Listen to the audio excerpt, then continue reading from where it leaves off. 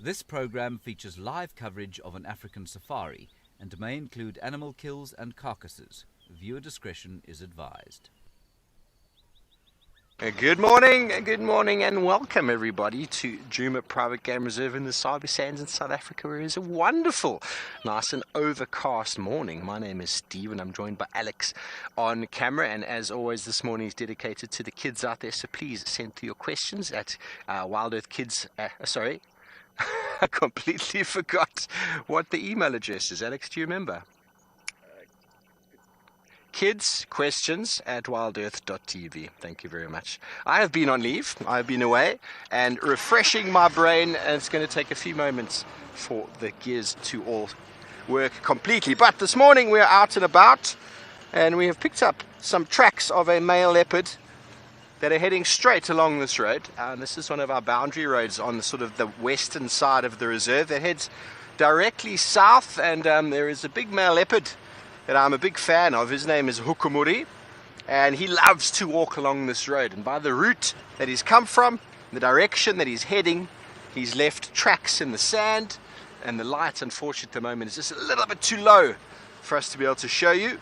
But we're going to drive this to the southern part, see where he's gotten to, and if need be, we'll follow him over towards the west. Now, my name is Steve Falconbridge, and I've been here before, but I've been away for some time. And I am very excited to be back in the driver's seat. Very excited to be following up on some of the animals this morning. My first initial idea was to head over to... there's the tracks, those are fresh. Head over towards Simbambili in the west to see if I can follow up on my favorite lion pride, Nkuhuma Pride, which is a pride of lions that spends a lot of their time with us here on Djuma. And I haven't seen them in ages. The last time I was here, I didn't see them once the entire time. We spent months and months following them with their cubs, and we weren't able to, in my last stint, get to see any of the cubs or the adults for that matter. And that was quite disappointing. But we're going to start off hopefully seeing where this male leopard has gotten to, and he's still headed straight down this road, so I'm going to speed up just a little bit, because when a leopard is walking on the road, as this guy is doing, they generally walk quite far, quite quickly. The purpose of, as you can see, myself driving in the road is a lot easier and a lot quicker to do than if I went through the vegetation. So animals utilize these, what looks like a massive big game path, for them, and they use it for their natural territorial boundaries. And so individual like Hukumuri, a big dominant male leopard, would use it for territorial marking, walking along and periodically spraying some urine, and also calling. But who knows, that could have been quite some time last night,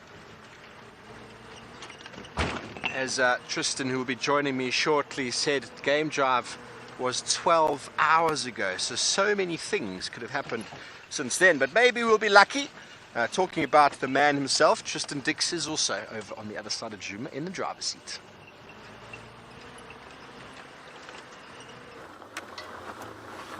We are indeed, and it's a interesting morning this morning. The weather is very different to what we've been experiencing.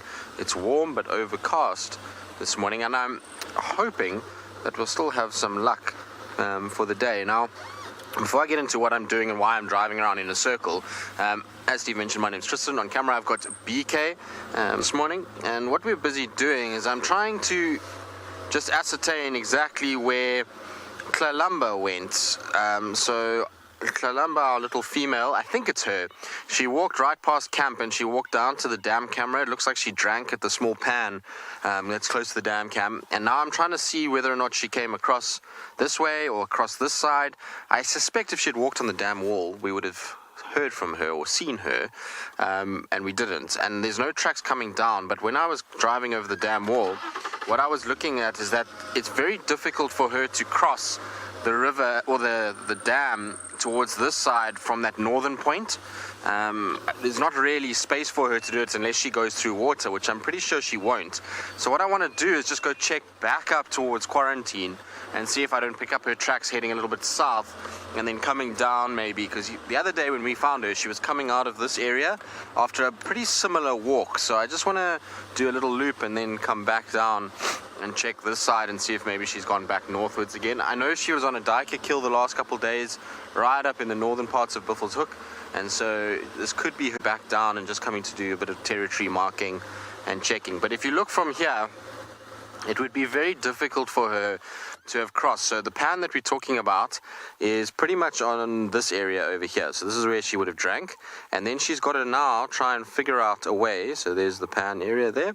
She's now got to figure out a way to get across from that side all the way along, and she's got to then somehow cross that patch of water, which is pretty tricky because the water goes right up into the electrified fence that protects Vuyatela camp. And so unless she's kind of hopped the fence and walked along, I don't expect her to be crossing over this particular part of the dam. So what I want to do is, like I say, just go and check if her tracks go back up towards Quarantine. If they don't, then she somehow figured a way through there, and then we'll try and pick it up on Mvubu Road somewhere if we're lucky. But there's been lots of Franklins shouting and screaming. It is that time of the day when they do shout and scream, because it's obviously wake up time for Franklins, and they've got to tell everybody that this is my area and I'm awake. So we're going to try and kind of discern the difference between those that might have seen a leopard and those that are just, well, shouting for the sake of making a noise. The problem though this morning is that the tracking is very tricky. It's not easy at all because of how flat the light is. Clouds make the light really difficult for tracking. You don't get the same shadowed effects on the tracks, and so we're going to have a bit of a tough time this morning following them, but we'll try our very, very best. And so while we do that, we want to send you across all the way to Ambien in Ngala for the first time this morning so they can say good morning and see what their plans are for today.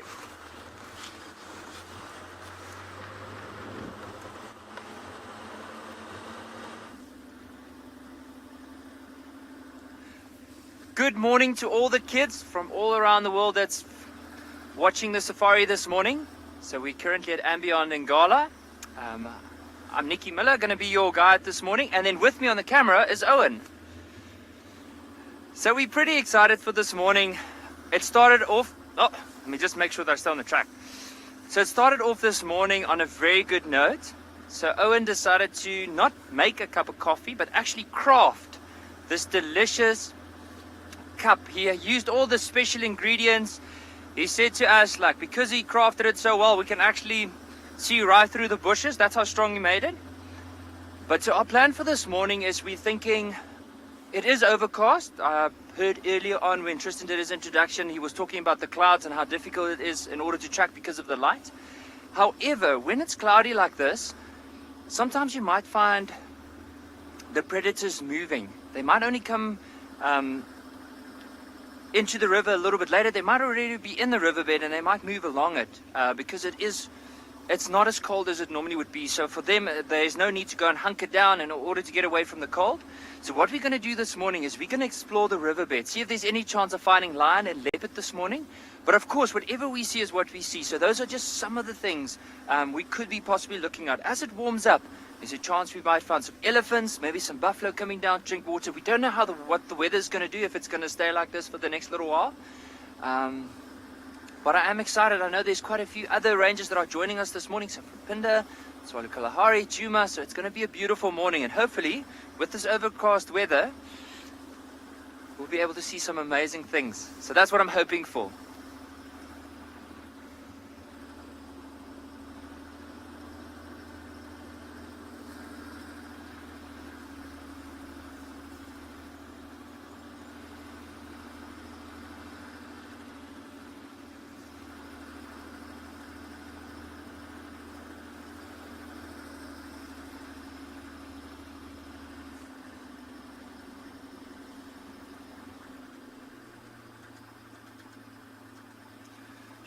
Shivan, there was with that question. I couldn't hear the question properly. I'm going to ask one of our directors, Landeka, just to go again with the question. I would say, so with that question on the, Owen just answered the question for me, or asked the question. So I would say probably the best would be a big,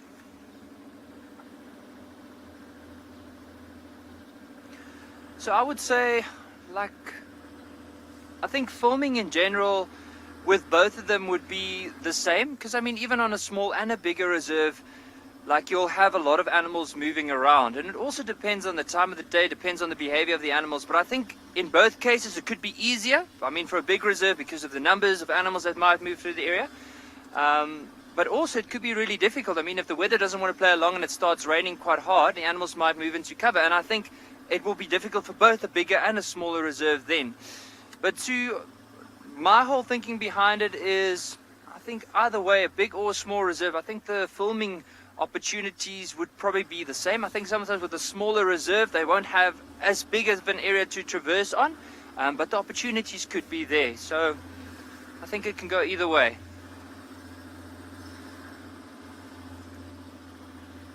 There's actually a little bit of a drizzle now at the moment. You might just see the screen with some droplets. We'll have to monitor it because we don't have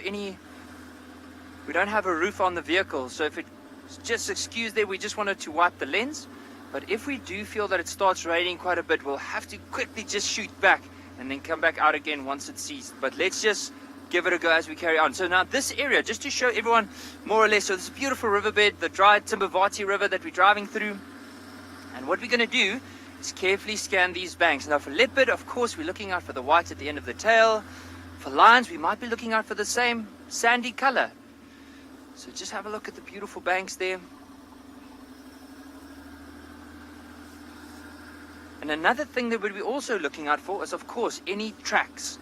Now, I just wanted to point out something while we just stop the vehicle. Now, I know a lot of the kids are probably, like, you had a lot of lessons in terms of how to track. What are some of the things we're looking out for? But normally, on an overcast day like this, what we're trying to see is, with a bit of rain and the mist in the morning, there's almost like a little layer on the sand. So you can see it looks a bit of a darker color.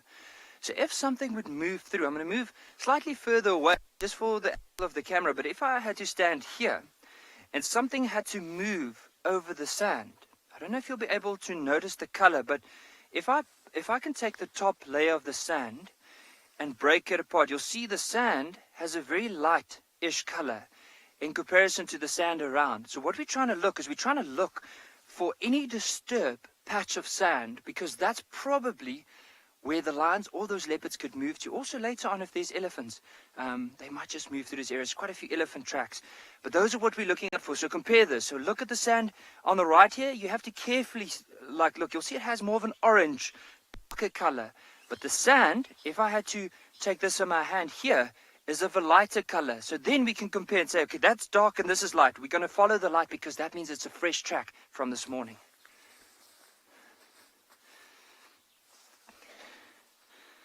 All right, should we carry on with our drive?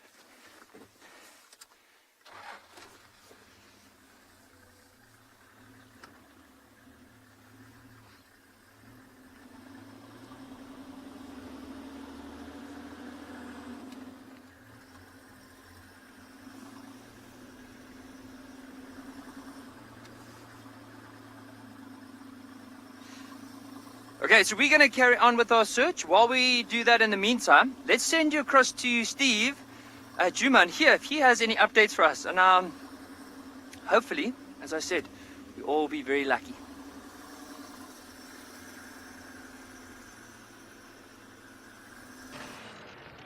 Thanks, Nikki. Well, we just had a brief view of a hyena that was walking along this very, very well-utilized road, and he's gone into the thickets. So we're not going to try follow because I can't even see where he went to. But we are on what we call our... Have you got something? Oh, we got some zebras. Now, I'll show you on a map in a few moments. We are on the western boundary of Djuma. On our left is Arathusa, and a little bit further up is Simbambili. They're all private reserves within the boundaries of the Sabi Sands, which is a pretty decent sized private game reserve that is adjacent to the Greater Kruger, or it's part of the Greater Kruger National Park. Let's just stop there before they get a bit skittish there. The zebras, and you can see them, they're wagging the tails, the beautiful striped horse. Historically known, people from around the world have always been mystified at the beautiful colors of these animals. And right where they're standing, can you see that the grass is quite short right there? And essentially what this provides, if Alex just goes slightly left and just follow that to the left, you'll see it's quite a wide area, and then you see the road as well is quite wide. That is the boundary, and this is utilized as a fire break. So you see from left to right quite a large area. So that fire break on the right where the zebras are standing has been managed, and so therefore has produced a nice little green flush of vegetation, which is what these zebras are looking for. Zebras are grass eaters, and I have to apologize about the poles in the background, but that is some of the electricity provision that comes into the park from outside. And there we go, beautiful, beautiful zebra. Teeth on the top and the bottom of the mouth. I know that might sound quite strange to you, but zebras, out of the herbivore animals, there might be some others, but most of the animals we see out here, buffalo, impala, kudu, all of them don't have teeth on the top, like our incisors on the top of the teeth, whereas zebra do. So they're able to chop the grass, they're able to chop the straw, and they're able to chop it down quite low as well. And what that does is it opens up vegetation for other animals. But zebras are always the first animals to move on to an area that's been cleared, an area that's been cut down, and an area that's been burnt, looking for that green flush that's popped out. Because you must bear in mind, we are going into the winter now. We are probably already in winter. This grass is all going to get, can you see there's just a bit of a green tinge around the zebra's feet? And that's what the zebra is looking for. And the grass to the right, which is long and dry, that has got very low nutrients in it. And so most animals will avoid it, looking for the beautiful greenness that is around. And if you burn grass or you cut grass out of season, it will flush initially. And that is what this animal is looking for. Such wonderful families of zebra around. Only 2 of them in this group.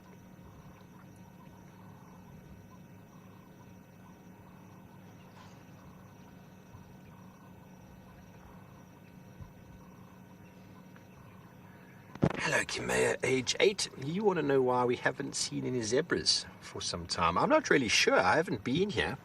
But we had some tracks on the road.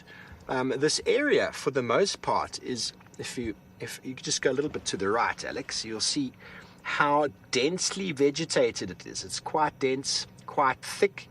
Now, when I talk about zebras being grass-eating animals, they also like to hang out in open areas.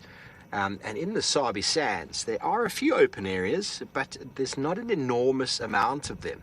So wildebeest and zebra both like to hang out in open areas, not just because the vegetation is suitable for them there, but if you were watching last night or a couple of days ago, you would have seen how Tristan got a lion kill. 2 warthogs got killed by lions, and when the vegetation is thick and dense, animals like zebras try and avoid hanging out there because they can't see.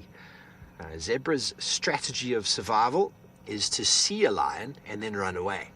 But if they can't see the lion because the vegetation is so thick, there's a very good chance that they will get caught and eaten. So they try and stick to areas that allow them to have good visibility of predators lurking in the long grass. And that is the general preferred habitat. Now, what is a habitat? A habitat is an area an animal lives in, sleeps in, eats in, and breeds in.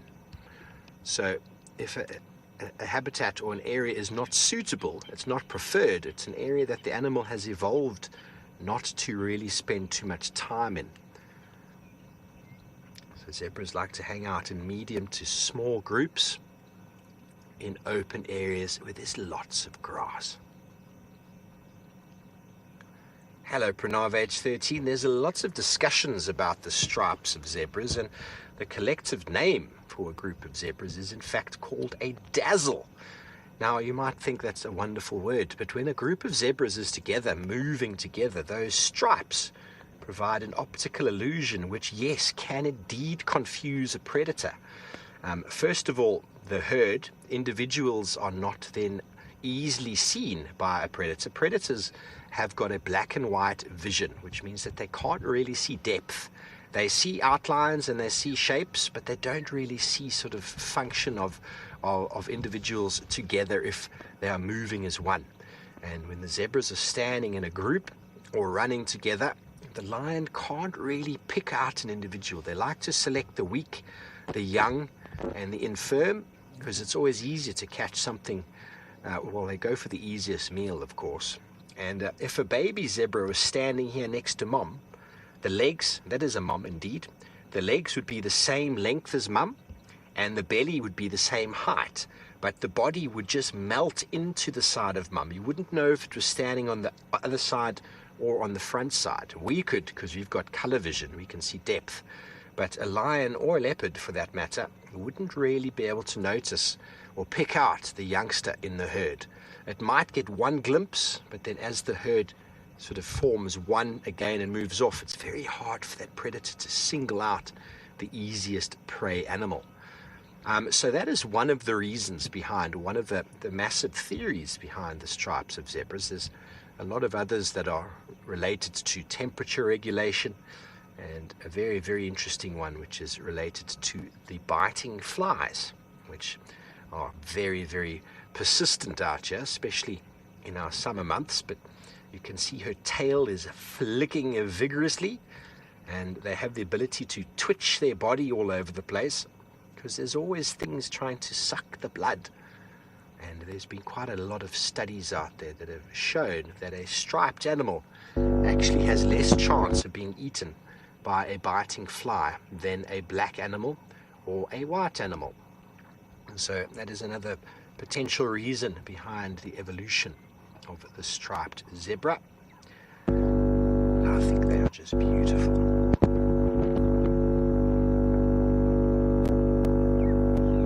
She's looking across the road to see if the grass is greener on the other side.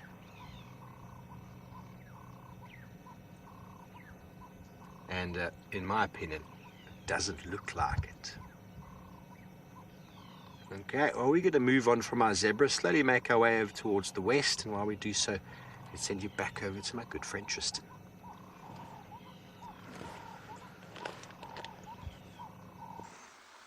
Well, as you can see, we are staring at a stinky, mushy, fresh pile of poo. And it is from a leopard that we are looking at this poo. And I'm going to show you why we know it's a leopard. Now, this could have been confusing for some people because there are lots and lots of tracks here for different things. Now, I need to find a stick because when we're prodding around and poking around with poo and things like that, one must have a stick. One must never touch scat from a predator. It's full of bacteria and you can get very, very, very sick if you do it. Right, so obviously this is the poo itself. It's been made by a leopard. We can tell it's fresh because, well, you see how soft and pliable it is. Very, very, very wet, which means it was made very recently. Now, what interests me about this particular poo is it's from a female leopard, but I know that Tswalu was on a kill for the last 2 days, and this poo is too small for a leopard that's just come off of a kill, which is very, very interesting. But you can see bits of fur and things in there. But what I really wanted to show you, and this is such a nice example because we never really see it like this, is if you have a look here. Oh no, my stick broke. Let's get a new stick. It was a poopy stick anyway. All right, you've got tracks going down like this, and you've got tracks going down like this. Now this track over here Okay, looks quite sort of leopardy, but it's actually not. This is a hyena track. So if we take the edging of this particular track and you draw sort of along the edge, you'll get one lobe and two lobes coming down. I'm just trying to make it a little bit clearer for you guys so you can see it. All right, so you've got the two lobes of the hyena track. Then you've got the toes with the little banana-shaped sort of edges to them that come like that. And then you have claws at the front. All right, so that is hyena track, but right next to it is the female leopard track. So if you look here, no claw marks in front, and the toes don't have that banana shape. There's a toe there. So sorry, I'm just trying to draw it out so that you can actually see it a little bit better, because otherwise it's a bit more tricky. And then here, 1, 2, 3 lobes. Okay, so that is the leopard track there. That is the hyena track. You can see the difference also of the angle of the foot. You see how the back of the pad here has an angle for the hyena, whereas the leopard has a straight line. So you've got straight line there, hyena, slanted. Okay, and the hyenas come back and forth, and it looks like it sniffed the leopard dung, and then moved off. The leopard, on the other hand, came, defecated, and has carried on walking down the road. So we're going to try and see if we can find it. Like I say, the tracks are good. It seems like this hyena was following her. Given that this track is going pretty much down towards the den, it's not surprising. You would expect hyena tracks all over this road, but this looks fairly fresh. I don't think it's a very old poo. I mean, obviously you can't tell within like minutes, but I suspect that that's from the early hours of this morning, so we'll try and find it. I'm just going to go a wide berth, because sometimes these leopards, they come down like this, and then they turn into this bush on the right hand side, and then they walk the western side of quarantine. So what I want to do is just go very, very slowly, just making sure. And you can see her tracks are a lot clearer actually when you start coming down. There's a darker type of sand here, which makes it much easier to pick them up. Closer to us, Mika, this darker stuff there, you can see them. So that's her track at the end of my finger, going through. So you can see much easier there. That's her hind foot as we're going. Greg is 5 years old. Not always. Certain things do show up. So if you've got things like impalas, then often the fur that comes through is a little bit of reddish in nature, or bushbuck, but it's not that easy to tell. I mean, that particular one is still so fresh. The fur is all covered in the sort of olivey poo, and so it's difficult to actually see the color of the fur, but it could very well be Kalamba, but she must have made a couple of poos last night then, because that certainly isn't a very big one for a cat that potentially has been eating. Now you see I've already lost the track. It's gone off somewhere, like we were saying, so I think it might have cut into this bush on the right hand side. So when we say that we've cut off, what we're doing is we look along the road, and they walk, and then there's a point where you don't see the tracks anymore, so you know that they've moved off. And what the best way to do is then to stop the car, get out, walk a little bit back, and then spot where the track goes. And they'll always be on the edge of the road. There's always going to be a track that has a slightly different direction. As I was saying to you with the leopard track back there, they have a straight back, so when they're walking, their feet go straight like this. Hyena feet out like that, which is why they have the angle. All right, so these guys, when you start to see the straight footedness like this, and then you see a track that does that, that's telling you that that animal is moving now in a different direction. If the track goes this way, then we know left. If the track goes that way, right. So that's what we're looking for. It tells us a change of direction, and then we can see where the next footprint is. And once you start to get onto a track, it's quite cool, because you can actually work out this length between each one. So a really nice way to do this is, if you ever carry a tracking stick, is that you find really nice clear tracks. You put your tracking stick down and you measure from one foot to the next foot. And then what you know is when you lose the track, so if you're walking along and you're like, I don't know where it is, you take your tracking stick and you lay it down, and you just do almost like a circle with that tracking stick facing in a sort of 270 degree forward facing manner, and then you look at the point of where the next footprint should be, and often that will help you find the next track if you're battling to see it. So sometimes using a little stick and knowing where the next foot should be and where your eyes should be looking can really, really help in being able to see the next footprint, which is pretty cool.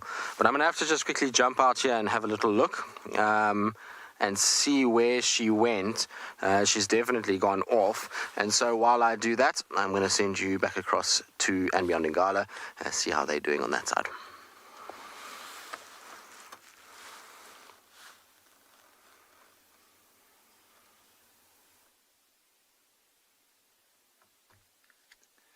So we just found a few vervet monkeys up in this buffalo thorn, and it looks like these ones are grooming each other. Now it's very interesting. The one's just picking up his tail so the other one can get under the tail. Maybe there could be some ticks that he's after.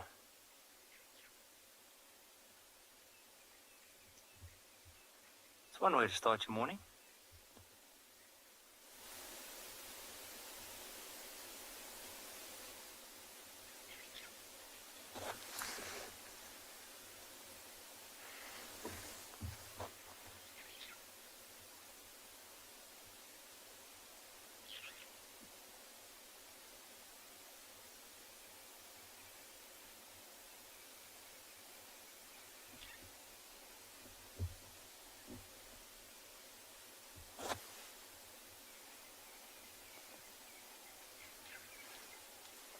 So there's quite a few vervet monkeys up in this tree. The other ones you can't really see because they're just a little bit further back.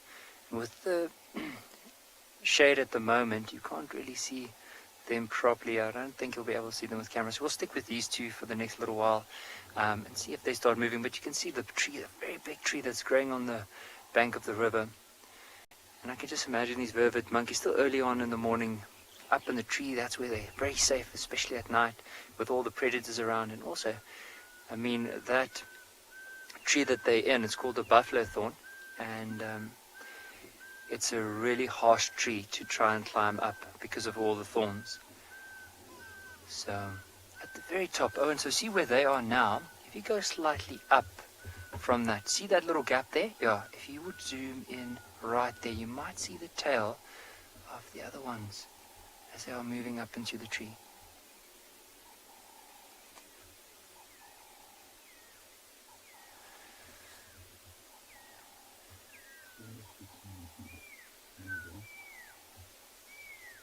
You might see some more movement soon.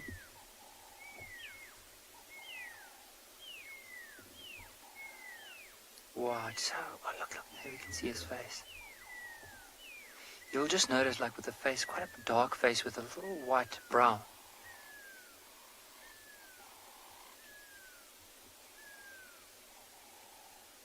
Sam, age 10, the biggest, I would say, would be elephants. That's the biggest mammals that we've seen out on our drives. And the smallest we've seen, sure, there's quite a few of the smaller ones as well. But from the big ones, definitely an elephant. And what's quite nice is being in the riverbed, there's always a good chance of seeing elephants, especially now. With us, we are going into a change of season, so it is a lot drier. So the elephants come down to the water, they'll start digging, or down to the river, they'll start digging in the sand to get to the water. And with them, they're very water dependent, so they do need to drink quite a bit of water in the day. Oh, look at this, such a beautiful bird here. Owen, I'm going to try and direct you. See where there's a fallen from where the vervet monkeys are? The tree right next to it, those two trees together. Here? Yeah. Okay, go the one on the right, the smaller one on the right. Okay, yeah, so if you go down a little bit from there, I just want to show all the kids. Yeah, just go down the trunk. I just want to see where you are in relation to where this bird is sitting now. So I just want to try and find it again. It's actually very well hidden. So see where that trunk is now. Okay, go to the tree on the right of it. So you go to that little one there. Okay, now go up a little bit. Okay, right there. Okay, try to zoom in. Go up a little bit. Just trying to see. We'll try and see if we can find this bird to show everyone. But I think in the meantime, while we're trying to do that, let's send you across to.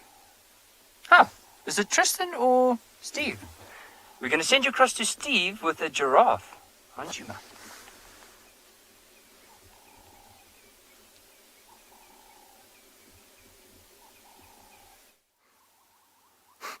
It's okay, don't worry. Lots of people confuse Steve and I for one another, so all good.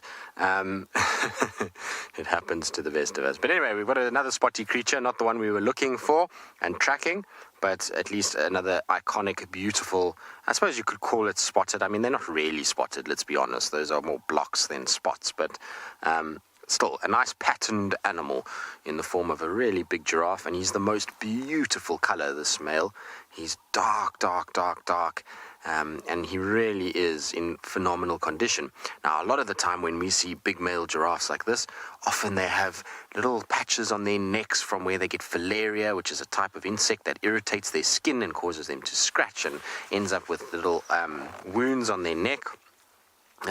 So they get that, which is not very nice, or they can get a virus which causes little bumps. So sometimes you see male giraffe are not always in the best condition, but this particular guy is looking absolutely perfect. His fur is all good, his body is in a strong way, he's got lots of muscle, and it's just looking as good as you could ever imagine. Now, we know that this is not a very old giraffe, so you might be wondering, well, how would I know it's not a very old giraffe?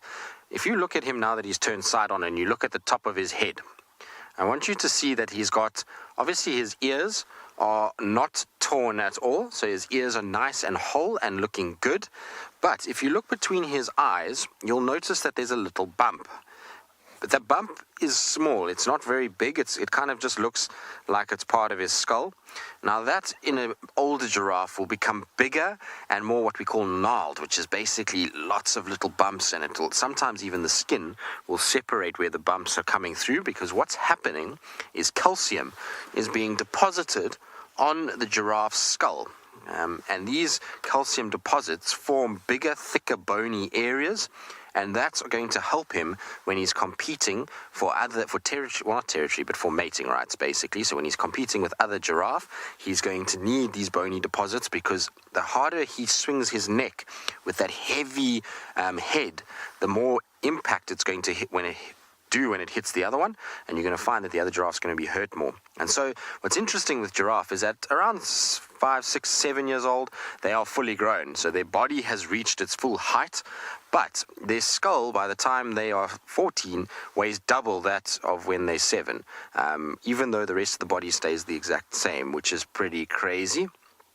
And so it's amazing to see how these bony deposits form. And that you can use as a way of aging giraffe. When they don't have huge bony deposits on their forehead, then you know that they're a little bit younger and are still developing in that regard.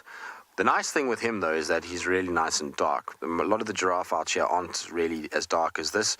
If you go to certain areas within Africa, typically areas that are denser, so more forested, then the giraffe start to take on a darker appearance like this. The more open and clear it is, typically the lighter they are. And that's probably due to the fact that the sun is an important part of that.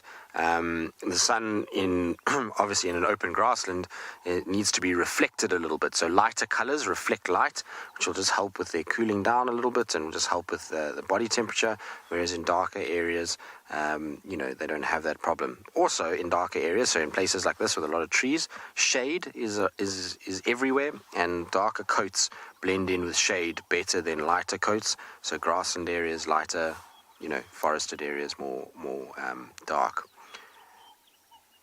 But it was a good opportunity to sit with him now just to listen, because our leopard kind of has moved off. And sometimes when they move into a thicket, then you can hear an alarm call. So like a bird or a impala or something like that. So it was a good opportunity for us just to sit for a little bit and listen.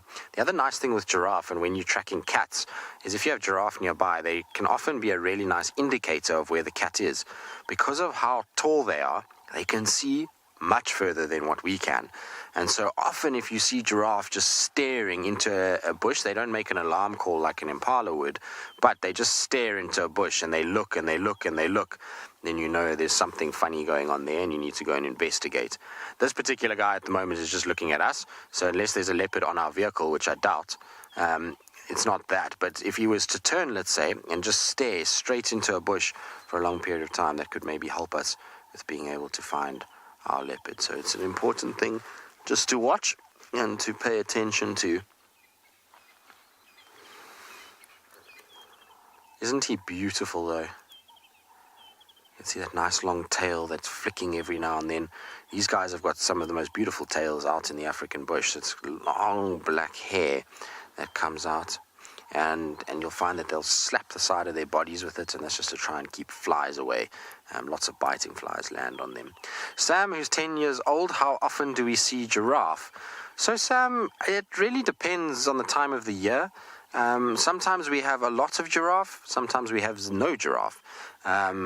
And so, I mean, it really depends. If we're in a season where, let's say, the knob thorns are flowering, so July and August, then typically a lot more giraffe. And then any of the acacia species of tree, when they flower, giraffe tend to be around. But yeah, it's very, very, very random. So sometimes we'll have, like I say, lots of giraffe around, sometimes not.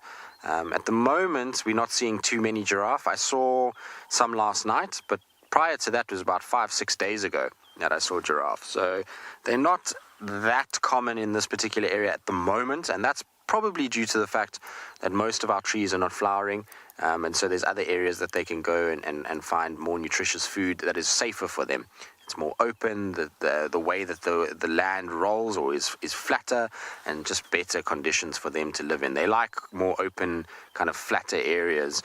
You find these hilly, sort of big katinas that we have, where there's crests and drainage lines and thick bush. It's not really a giraffe's favorite place. So the giraffe viewing here is not the best in the world, but it's also not bad. I mean, we do see a fair amount. If you go up into East Africa, that's where you really start to see big groupings of giraffe. It's amazing to see up that part of the world. You can sometimes get giraffe numbers of 30 plus, which is in one group, which is really crazy. Oh, look how beautiful he is. Isn't that magnificent? And you see how both his legs move at the same time. So both right legs and both left legs. It's different to most animals. Most animals will be opposite, but these guys are both left, both right, and then the big long neck is them. So as they walk, their necks shift slightly, and that allows them to balance and not fall over, which you'll see if he turns his body. Come on, turn for me a little bit. He doesn't want to turn. Anyway, all right. Well, it's very, very exciting because now we're going to send you down to and beyond Pinder for the very, very first time. It's a new area and lots of exciting animals for all of you to learn about.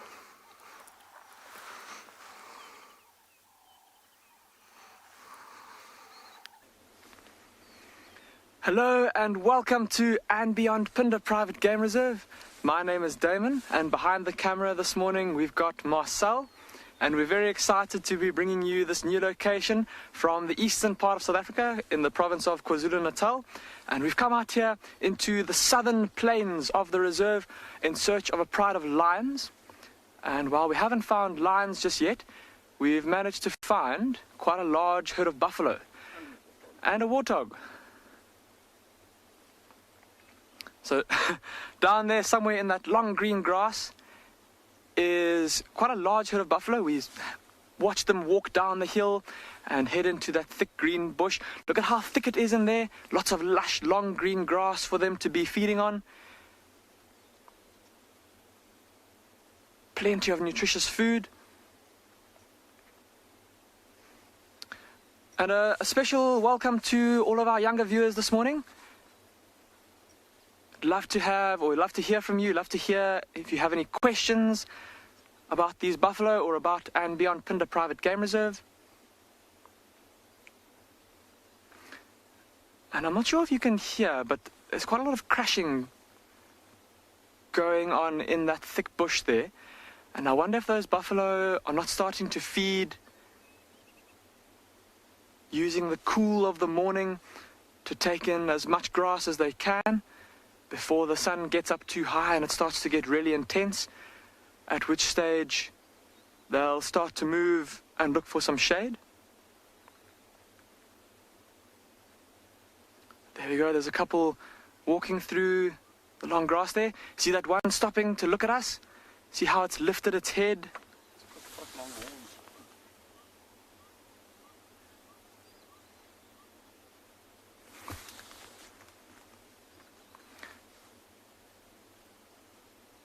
A comment from Ari, you said you're hoping to see some lovely antelope. Ari, we're also quite excited to show you some of the different species of antelope that we get here at and beyond Pinder Private Game Reserve. Oh, buffalo's running. Something seems to have spooked them. Can you hear all the crashing?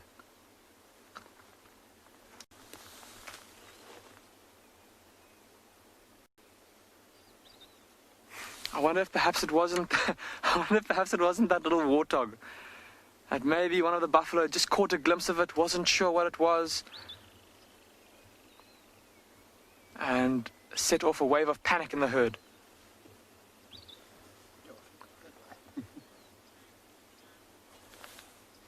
And you might start to see the beautiful golden light that's coming through. The sun is just peeking up over the ridge to my right, to our east. And there's still wonderful calls of various species of birds.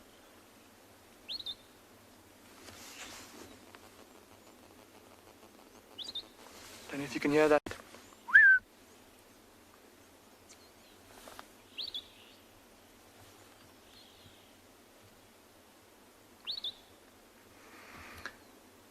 Alright, I think with these buffalo moving off into the thick bush, we can't really see them anymore, and they're probably going to keep on feeding through that thick green grass. We're going to leave them for now, continue with our search for that pride of lions. In the meantime, we're going to send you across to Nikki at Angala, who's managed to find an elephant.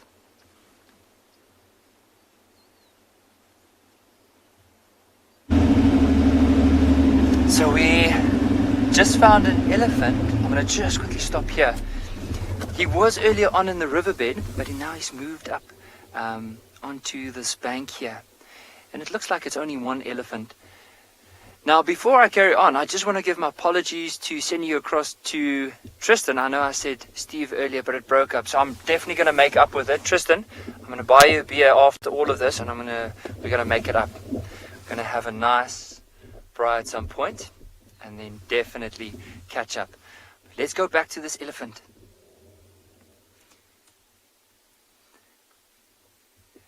It looks like it's only an elephant bull because of the fact that he is by himself. And normally with elephants, especially the bulls, they get kicked out of the herd. It could be anywhere from 13, 14 years, but normally the average is around 16 years. And then once they get kicked out, they sometimes join with other elephant bulls. Now, with him, it looks like he is moving off, but I just want to show you where he spent most of his time this morning. So, I'm going to focus on that little area, that little patch at the base. You can see right over there, it looks like there's quite a bit of a disturbance. So that elephant came down and he actually dug in the sand to get to the water and had quite a nice drink. And now from there on, he's moved onto the bank. But who knows, maybe we'll get lucky and see some more elephants as we go along the way. See his tracks come down here. It actually looks like there's more than one track. So it might be a couple of bulls that have moved through over onto the bank, and then of course the one was just trailing behind, probably really thirsty, and then had a nice long drink.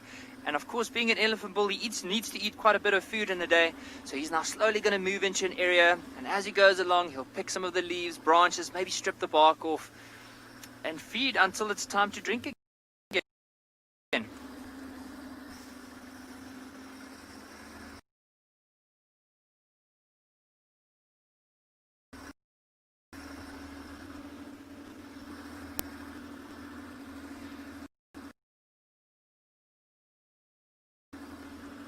So everyone is there. So Pinder is reserve where in South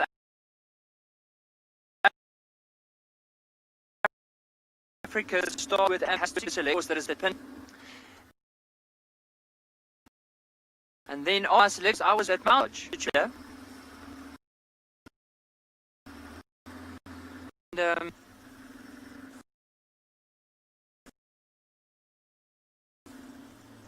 I'll continue very soon, but while in the meantime, I'll send you across to Tristan, who's apparently just bumbling around.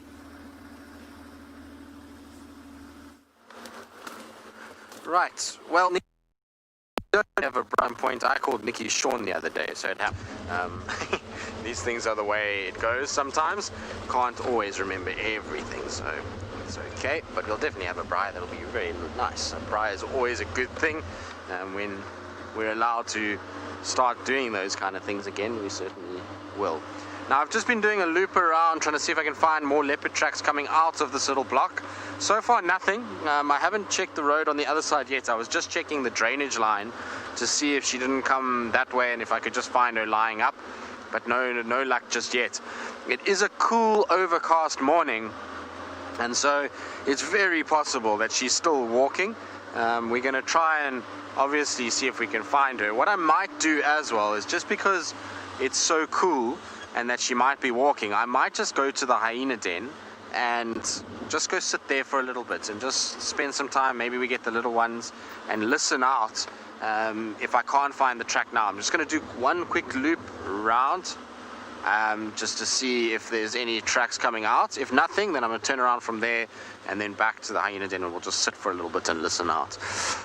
But also, it's that time where, unfortunately, it's the end of our kids only part of the drive.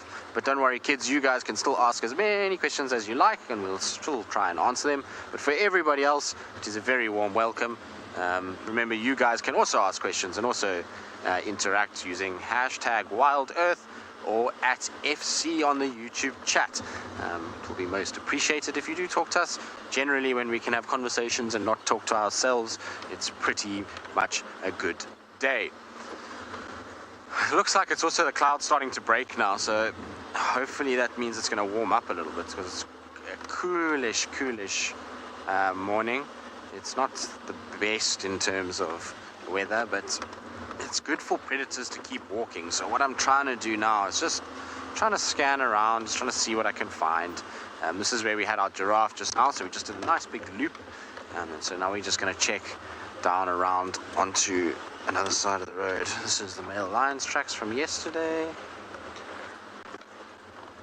Just got to kind of decode all the tracks. I didn't drive here at all yesterday, so just trying to work out where everything went and whose tracks are whose, and you know how fresh they are. But we know for sure that people drove here yesterday, and so that means that the tracks for that leopard are very much fresh, and during the course of the night. And given that the dam cam was down for a little bit from about 2 o'clock this morning, I suspect that that's about the time that this leopard walked around there, is when the dam cam was down, because I don't think you guys, who are always so efficient on the dam cam, would have missed her walking literally right past the dam cam. She walked underneath it. So I'm pretty sure that you guys would have spotted her, so it must be around that. So we know we've got a good time frame in terms of looking for her. I say it's Kalamba. I might be completely wrong, and like I say, it might be another cat. Could be Tundi even, but it would be a surprise to me if it's Tundi. She hasn't been up this side for quite a while.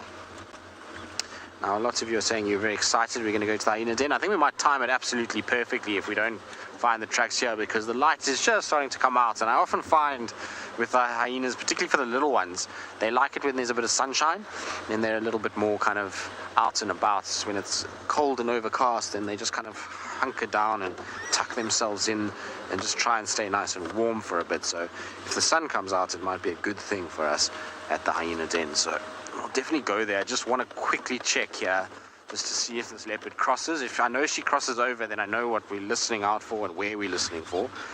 If she doesn't, then it's going to suggest that she's still somewhere in this general vicinity. Those are hyena tracks. So I'm expecting her to come out on the top of this hill by all those dead trees that are in front of me here. That's where I would expect her to pop out.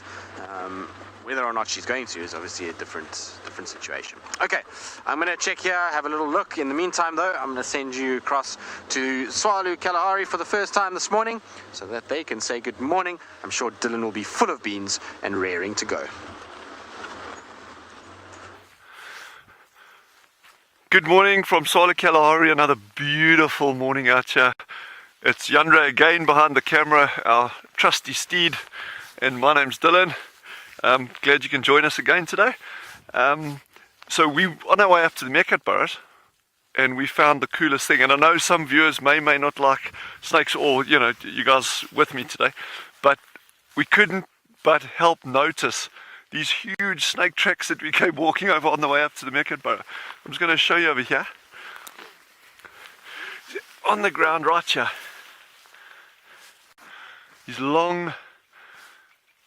You can't see really how wide it is from here. This piece over here kind of gives you some idea in relation to my hand. So it's at least kind of 3 fingers width over here. But and these are quite fresh. So these are probably, it's been actually a very, very mild evening. But I would guess probably late yesterday afternoon. But the snake is heading down in this direction. And the way you can see that is how the sand's actually been pushed back like that. This is actually the tail drag mark, going like that. So it's heading in this way. So let's just amble down here and see if we can find this. And we are very, very close. We're within 30 yards of the Meerkat burrows, interestingly. It's going through here. All the way through here. Oh, here it's very, very clear. Look at this. And you can actually see it very nicely on this example, how the sand's actually been pushed like this. So the direction of movement would be like that. So you'd get that sand pushing up in a ridge, which is what you can see very clearly over here.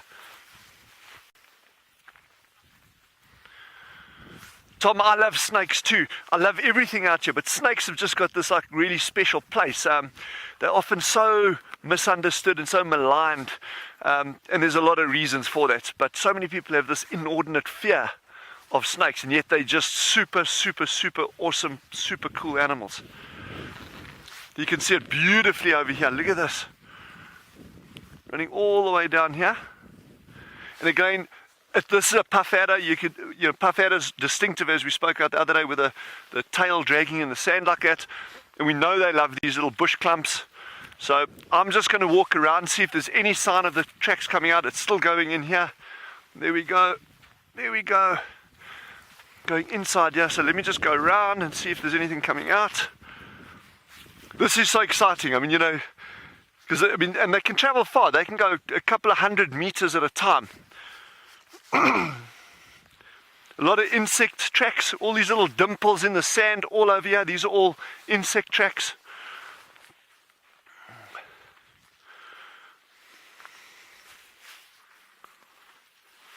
Got some nice buckspur spiders here. There's nothing coming out, so Genre, are we going to be able to like look inside here? Can you, I don't know if you can.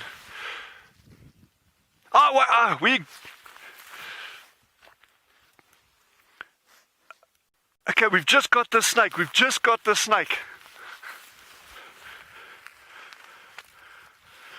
Look at that. Gorgeous, gorgeous, gorgeous snake. Wow, wow, wow.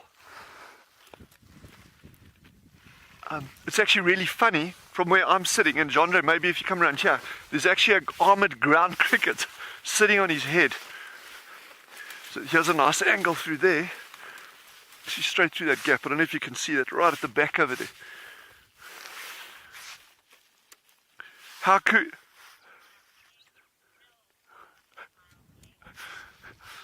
Wild K, it's not always this easy, so yeah, it is a no way. You know, sometimes you can track these things and you get a herd of animals moving over the track and you don't find them. And also sometimes, you know, the wind's been blowing a lot. It's very, very soft substrate, the sand. So we're making this look easy this morning because the snake made it easy for us and the conditions. But it doesn't always work like this. I mean, you can track these things just with no luck whatsoever. So now the interesting thing is I can't see from here, you know, there's no distinguishing features on this animal. So remember we had the one very close to the meerkats yesterday. So Genre and I, we're obviously going to spend the time on the meerkats, but later we're actually going to go see if that other snake is still where we left it. And now I'm going to start GPSing, going to get GPS locations on these different snakes. And over the coming weeks, we're actually going to do our absolute best to try keep tabs on these different individuals. It'll be fascinating to see how far they're moving and if there's actually any interactions between them. Well, I'm super, super chuffed with this, so sure. This is when the mornings just go right. So, Another tough day in Africa.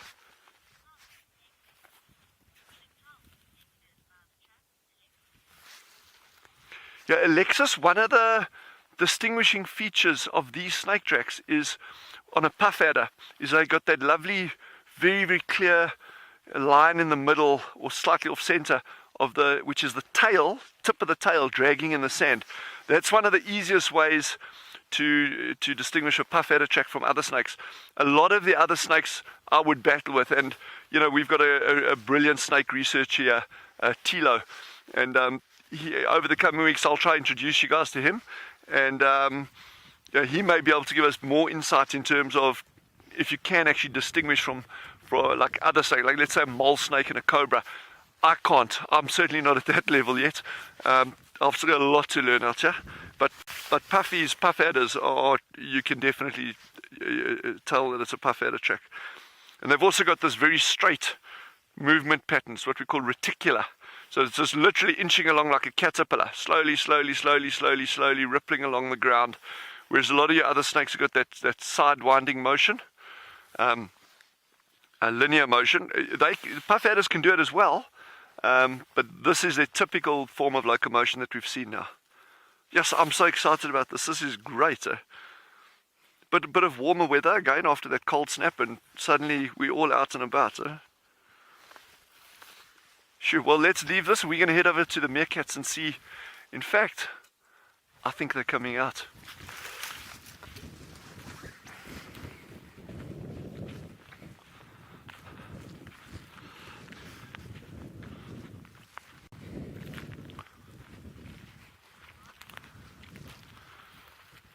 Well, I think head over to Ngala and we're just going to follow up on the meerkats. Enjoy.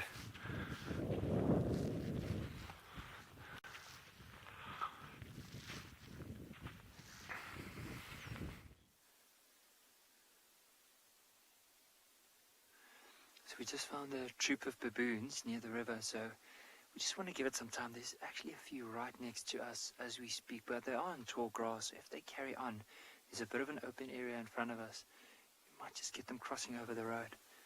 So let's follow this one for a little while, and you'll see now what he's doing. He's constantly looking on the ground, and now and then you'll just see the grass moving next to him. So he's flicking up a few of these old branches, possibly some rocks, to see if there's any insects underneath, possibly even scorpions.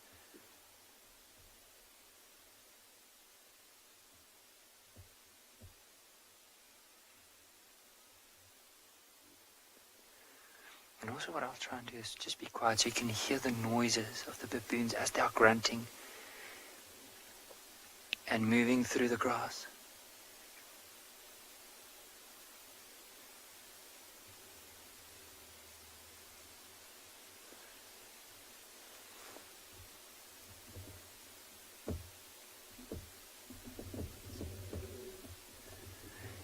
Yeah, there are some that are just right next to us, and we're going to try and reposition the vehicle so we can see them.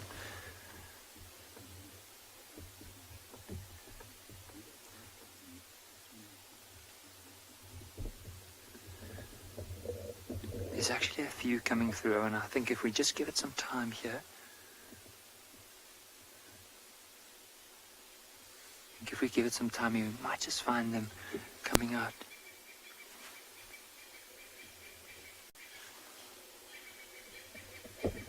So what I'm going to do, I think, let's go slowly forward and see if we can get a gap just to look back. Oh, there's one actually in the road now. So I think eventually they'll join him. It looks like he might be one of the alpha males, so one of the big ones that would probably lead this troop. There's a little one that just came up behind him.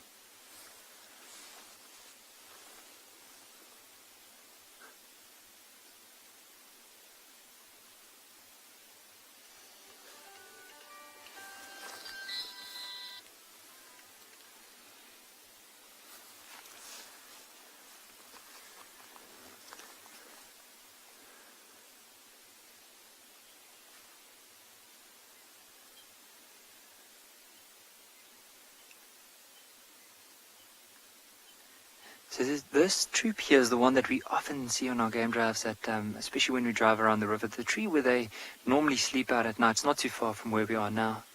But just have a look at how those little ones are just sitting in the middle of the road staring at us.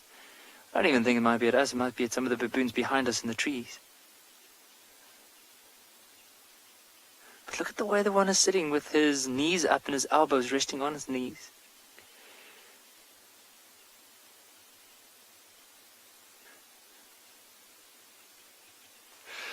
Oh, and you mind focusing on that big one sitting at the back? It was interesting. Earlier on, he sat down and he was actually looking at his hands. I don't know if he might have stepped into something, but I could just see him like rubbing his hands and looking into his hands. It looked like he's also just waiting for the rest of the troop to come and join up.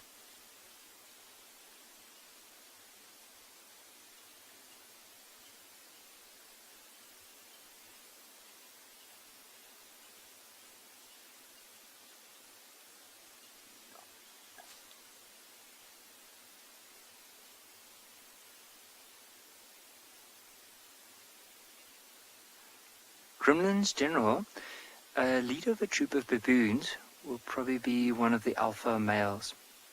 So there's actually quite a few. So it's not just one male that leads them. It's actually a couple of males. A very interesting sighting this morning. So with a troop of baboons like this, you have quite a few of these dominant males.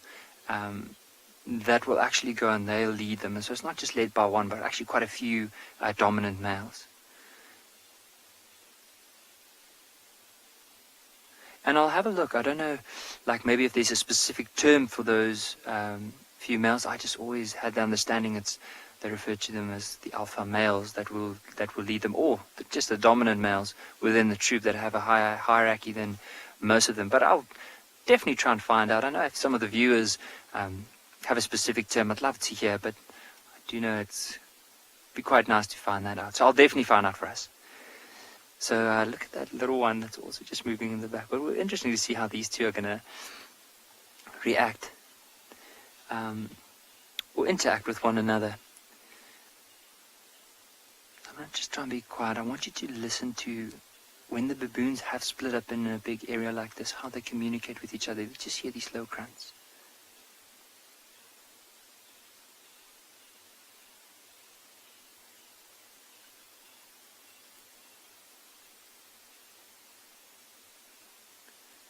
Of course, that's when they just decided to be quiet. But so you'll just hear those and these ones that we're looking at now, did you notice how they are looking off to the right? It's because the majority of the troop has moved into the tall grass. Now, if you look behind us, you can't really see them. The only thing we can hear is the grass moving, and of course, a few of them just grunting.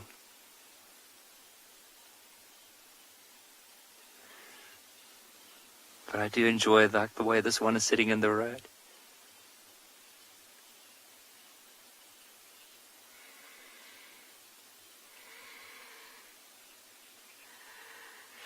So I think for now, we'll probably just carry on with our drive, see what other amazing animals we can find. And in the meantime, while we do that, let's send you across to Tswalu Kalahari.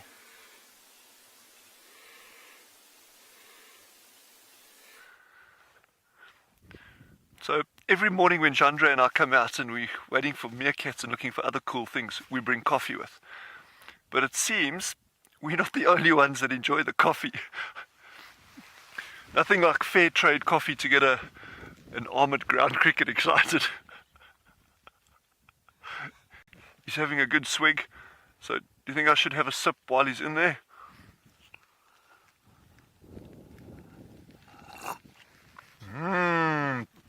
Current Creek coffee, ground cricket coffee is the best thing you can have early in the morning. Look at that. That's a compliment to whoever makes the coffee. I mean, you know.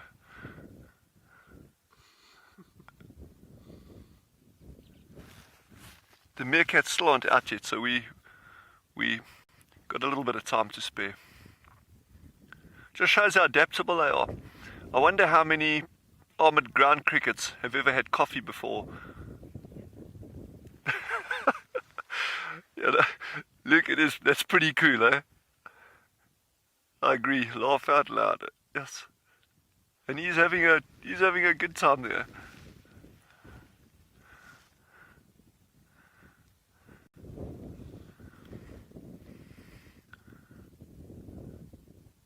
I'm always amazed. They've got these claws on the end of their feet, like most insects have. But even, and the claws are quite robust. I mean, they're super good for climbing up trees and, rough surfaces. And yet, I've watched them climbing up windows.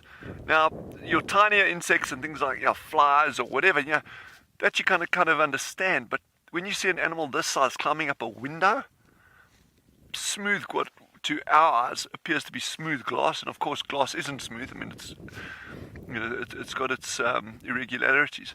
But I mean, for an insect this size, yes, he's really getting in there. Like hanging on by his back legs. And just out of interest, I don't know if it's his buddy, this little guy also wanted to get some, but the one inside kicked him off just now. So it's like, yeah, I'm not going to share this coffee at all.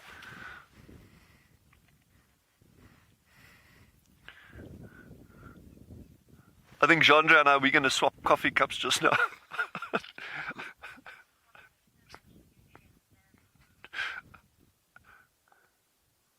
You see that? You see how they use their back legs? How they use their back legs to fight the other ones, or to keep the other ones away? That's really interesting to see that. And look what we're surrounded with, eh? You got meerkats popping up, you got snakes around us, you got armored ground crickets. There's just so much life out here. Which at first glance, when you look across the landscape, you think, oh, there's not too much going on, and yet there is so much going on.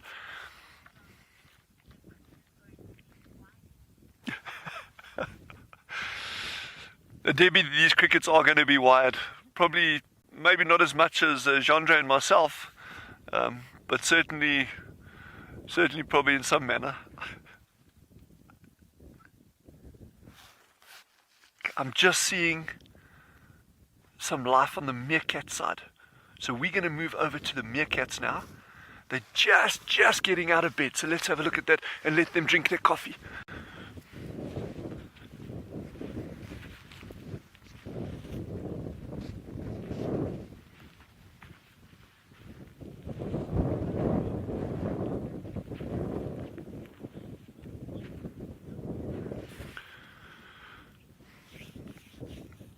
We're just going to set up properly here and just get settled for these meerkats. So in the meantime, I think head over to Steve in Juma.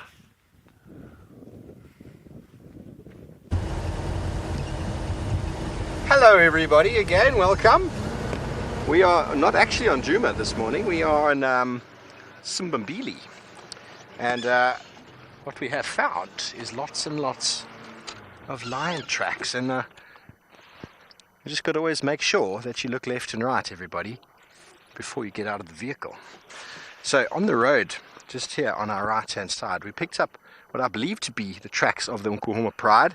We're following them around. See, there's one there. You see that, Alex? See the tracks here, the toes, there's the back pad. Hey, in this way. Now these guys have done a bit of a big loop. We've picked up on female tracks, and then we found the pride with the cubs, the tracks, and then they've sort of got mixed up again in this block here. Now these tracks are going back. We came all the way around there. So it's possible that this is actually individuals that came last night and then picked up the cubs, because we found those tracks over there. Then they came back into this area.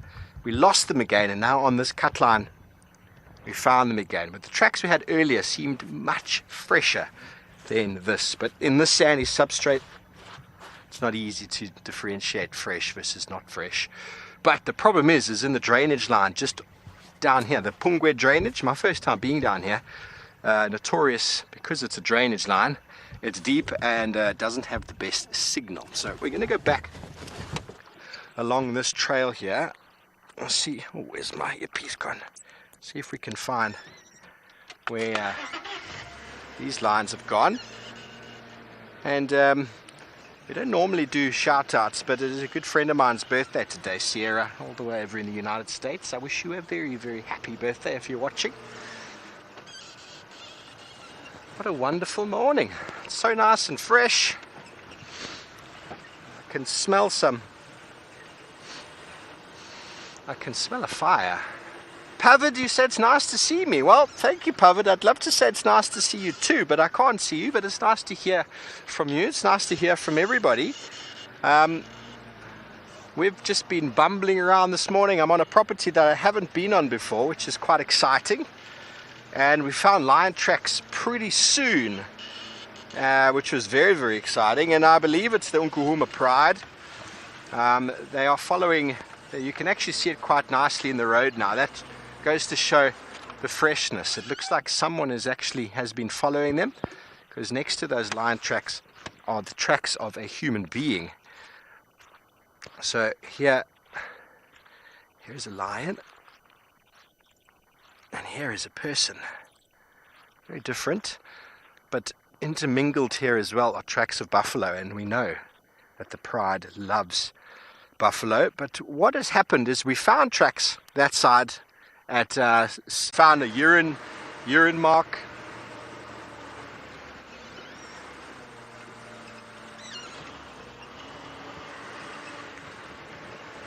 Why must I stop speaking if we've lost internet?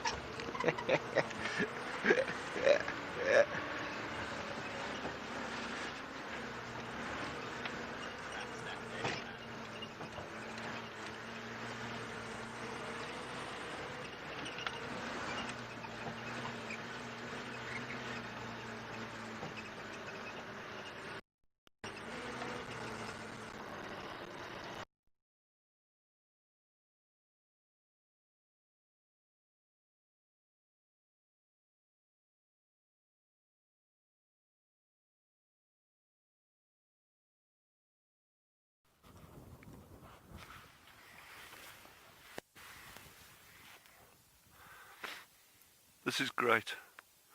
They're asking for a link. This is awesome.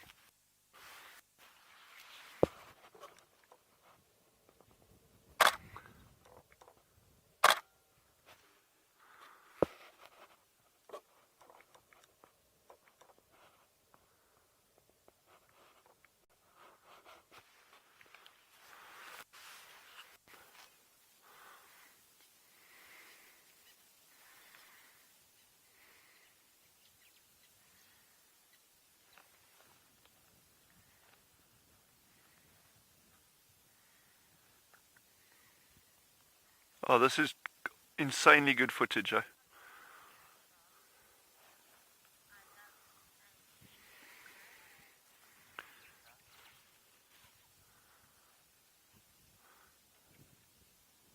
Tree frog, these birds are absolutely incredible.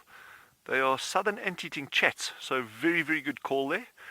And what is fascinating about watching them interacting like this with the meerkats is, I'm guessing, what's happening is as the meerkats are coming out and doing some burrow maintenance, there's a very strong likelihood that they're going to be unearthing small little insects around there.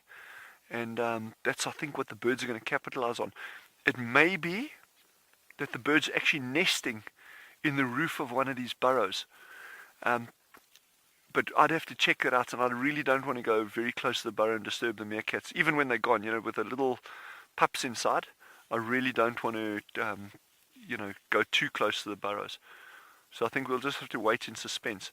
But the fact that this bird's very keen on getting in there, sort of raises some interesting questions.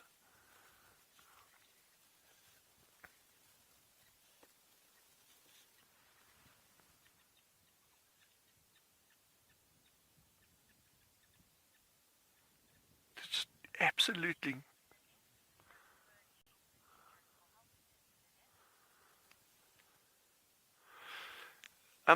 Lynette, that's geez, would the bird be helping the meerkats? You know what, where it could be, but as an indirect form of assistance would be in terms of vigilance for predators, because some predators on the meerkats would also very, very, very happily prey on an anteating chat, if it had a chance. A Cape cobra, for instance, which would go down a burrow and try catch the meerkat pups, would just as quickly prey on an anteating chat nest, whether it's eggs or nestlings. So certainly, if that anteating chat started giving alarm calls because it's seen a snake, that would alert the meerkats. And then coming back to that snake that we were super fortunate to find on the way in, that puff adder, you've just seen how cryptic they are and how they lie tucked away inside these bushes, you know, lying in ambush for rodents. So I think there's not a huge threat to meerkats from those unless they go down a burrow. But they're not really well adapted for actually catching things inside burrows. They are ambush predators. So, and that's kind of linking the bird with the meerkat with the snakes with predation.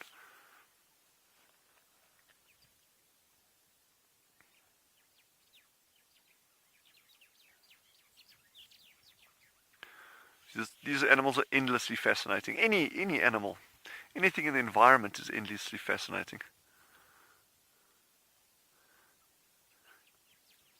And you can actually have a lot of fun, you know, and it's always a good exercise for guides or, you know, anyone that's interested in the outdoors. Is even at home in your garden, sit at one tree, and it could be even a bush, it could be a rose bush. Sit at one tree or one bush and just sit there for an hour and just start looking at it super, super closely and seeing what you can actually see. And you'd be very, very, very surprised what actually pops up. You know, at first glance, it's a rose bush. And next thing you see, oh, there's little fruit chafers there. There's little crab spiders on it. There's little aphids up and down. There could be other little beetles hidden on the bark. You're getting birds perching on it. You know, suddenly it becomes a whole new world.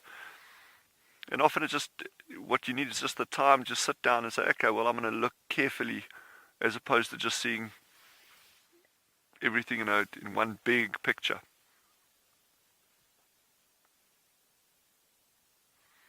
I guess an analogy would be, it's like reading a book as opposed to looking at the cover of a book.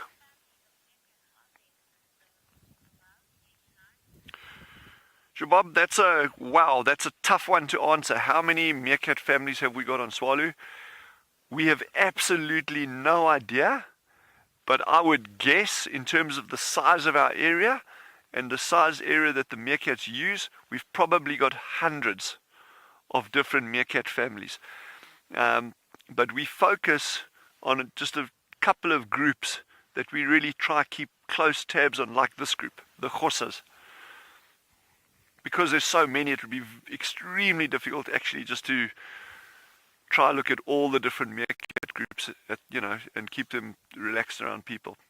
So it's far easier to get one or two groups that have become super relaxed with us, and then you can actually get a better idea of how they're behaving, how they're interacting with their environment, rather than doing too many, just little bits at a time.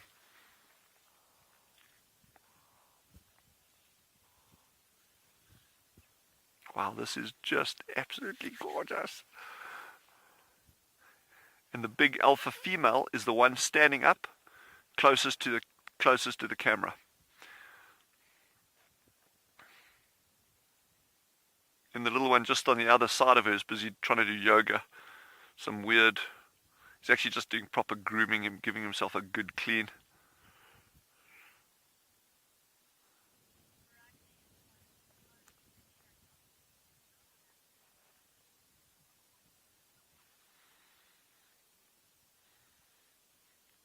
So while we're enjoying the antics of these little chaps, guys and girls, I think head over to Ngala and have a look what's going on that side.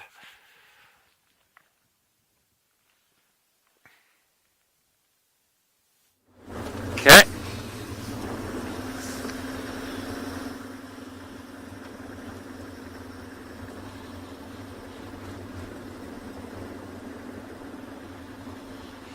So we have some very good news this morning.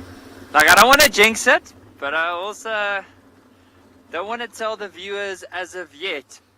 But so Sean and Rowan managed to find something for us this morning. And so we're just quickly moving through this dense area. There we go. Sorry about that. So what we're going to do is Well, guys, lots to report. Checked the Hyena den. Hyena den wasn't active, so I thought I need to go back to that leopard track and try find it. I was sure there was on a hill because it hadn't come out, and I found her on foot. with a kill, but I'm trying to just find her again now. I didn't see who it was. The kill is up in the tree. Has been here for a few days. It's not a fresh kill from last night, but there we go. At least we managed to find the kill. When I went to the hyena den and I wasn't active at this time, it kind of already started to make me think, I wonder what's going on. And Ribbon is also here. So I saw a leopard and I saw a ribbon. Now I'm just trying to find where the leopard is gone. But at least we have the remains of an impala carcass that's here. So now it's just about finding where this leopard ran off to, because both Ribbon and the leopard bolted at the same time. But I couldn't see who it was when I walked here. I got to about this point of walking. You can see where it was plucked and killed just on my right hand side. She went down this way somewhere. Where are you, girl? I think it's a girl. Like I say, all I saw was just spots running away from me.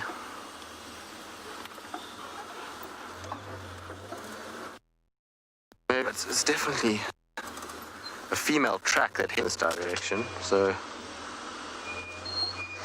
we know Kalumba's a little bit shy when it comes to people on foot, so it might have been her. There she is there. She's lying down again. That's good. Pico, well done, buddy. Yay, leopard. That was easy enough, and on a kill, which means that she'll be here this afternoon, which is exciting news. So we're gonna just try and get into a position where I can see her. It actually looks like Tundi from what I can see from far, but we'll get to her now. She's just round this bush here.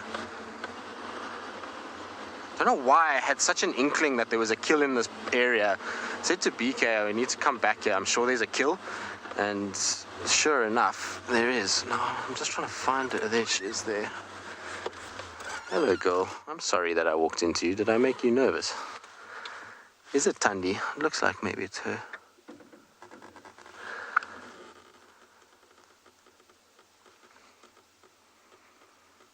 Oh, going into a thicket. Typical leopard behavior after you find them on foot. They're a little bit shy sometimes, particularly this family. Okay, let's go back quickly. But at least we have success, which is really, really good news.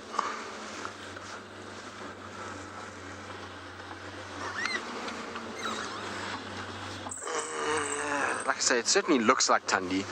I suspect it is her.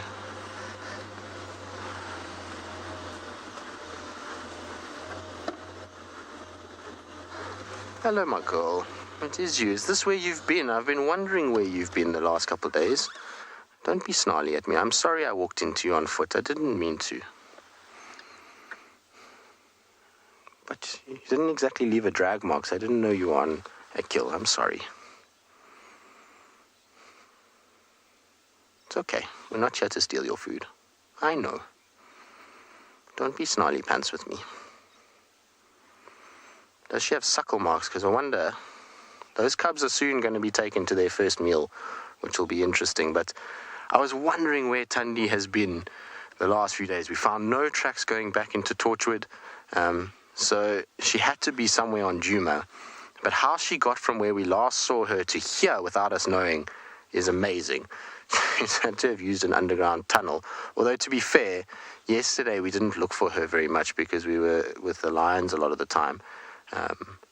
But she must have made this kill not last night, the night before, and has spent the day here yesterday and this morning. What is amazing, though, is that there's been very little alarm calling in this area. Normally we hear this because it's so close to quarantine and to where we live. We would have expected us to hear her and kind of be around. I don't think there's any sign of the cubs here, though, as well. She's not exactly chuffing or calling them. Normally when there's a female with cubs, she'll be a lot more defensive of her kill. She would have given me a much harder time than she did. Like I say, she just got up and walked away or ran away slightly. So if she had been in a situation where the cubs had been here, she would have been a lot more kind of... it's not a great tree to get her going up it, but we'll try and get a gap here. She's just through there. You see her beak. I'm going to stop here in case she comes up to the tree itself. Okay. Stop it now. I said I was sorry.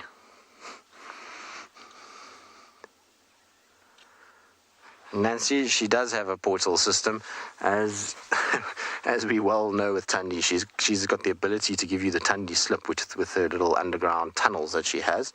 But it just goes to show you how sometimes the kind of way that we've got to work things and track things is very different to the, well, not very different, but there's a formula, and when you follow the formula, generally it works. So, you know, driving around, making sure there's no tracks coming out is always a good indication that there's something still inside the block. And then the ability to get off on foot and follow tracks really does make a huge difference when it comes to being able to track down these cats.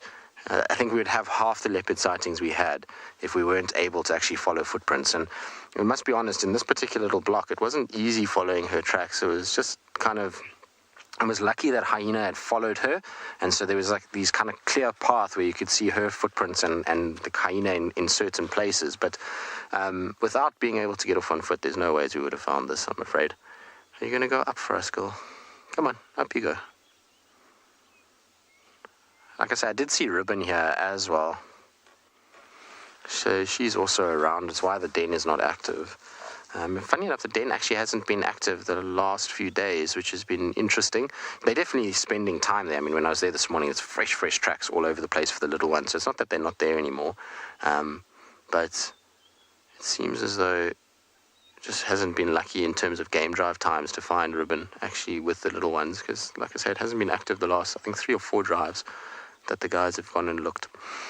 Now, of course, finding leopards is always the most amazing thing, and the fact that we get to follow these leopards' lives is super special. And so if you enjoy seeing our leopards, and obviously now seeing all of the new animals from Ambien Pinder and from Tswalu Kalahari and Ambien Ngala, remember that you can support us so that we can keep this going.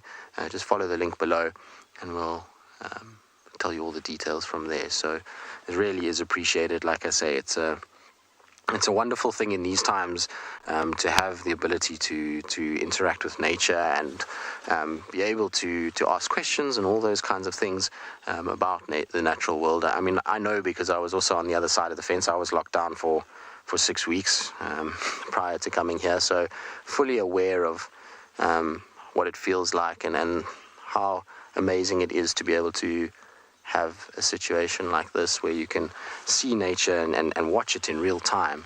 It's really very special. I don't think Tundi knows what she wants to do at this stage. I don't think she was that impressed with me walking into this, you know, where she's got to kill. I think she's in a situation where she's just kind of making sure that everything is all right and that I haven't taken anything and haven't come in and, you know, stolen something from her. But it's a pity we've only found this today, because, like I said, it was definitely here the whole of yesterday as well. She'll be finished this kill by the end of tonight, and then we'll move off. But it's going to be a good indicator, because she'll go to her cubs from here. I'm pretty sure about it. BK, she's just lying down, or she's just milling about, and her tail's still up, I think. Just see. I don't want to drive around too much. She's a bit grumpy at the moment, so just trying to let her settle down and let her do her thing and relax again. And then once she's settled and relaxed, then we can start to move about. She's sniffing and kind of covering up little bits of debris and all kinds of other things. Good. We're going to spend some time here with Tundi and enjoy. Obviously, this is where we'll be for the rest of the drive. In the meantime, though, let's send you across to Tswalu Kalahari. They're not with a ferocious leopard, but they've got little carnivores of their own. So the group's slowly starting to move off. The alpha female has already moved. We've got the male standing there on the right hand side that Jandre's, or on the left hand side rather, that Jandre's focused on now. The breeze is picking up. You can see a bit of movement in the vegetation in front of him there. And that'll kind of drop the ambient temperature down a little bit. Or the real field temperature, should I say.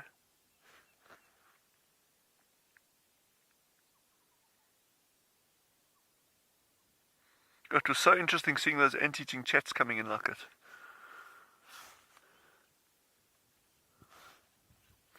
So I wonder who's going to be the babysitter today. We've got 2 left here. And who's it going to be?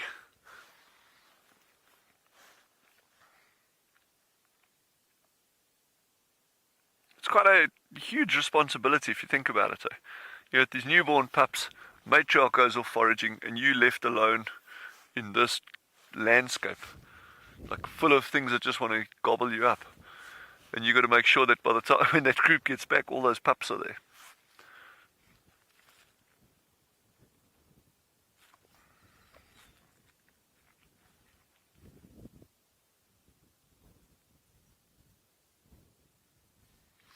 So as the winter months progress and the sun rises later and later every day, these little colonies of meerkats will get out later and get back to the burrow system earlier, which means that the time spent foraging becomes less and less and less, which is a very, very difficult thing, because at the toughest time of the year, with food resources at an absolute minimum, the further you go into winter, your foraging time is the least that it'll be during the year, as well as your ambient temperature being the coldest, so you're losing a lot of energy.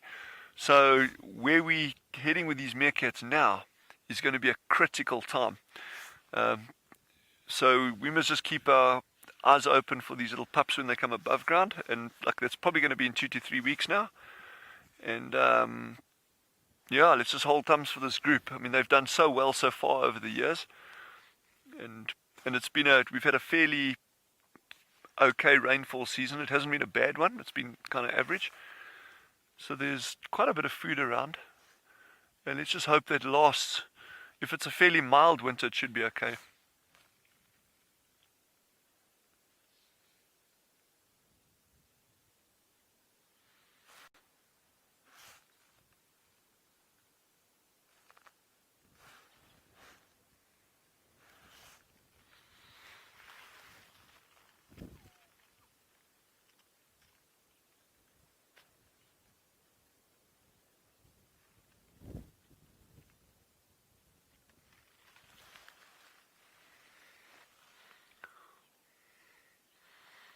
It's got this big armored ground cricket that came walking up to me. They're still warming up for the morning.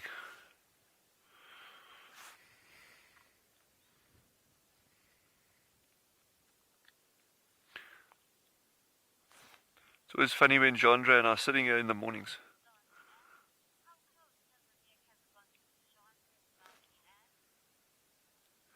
Oh, I apologize again, I didn't get the name there.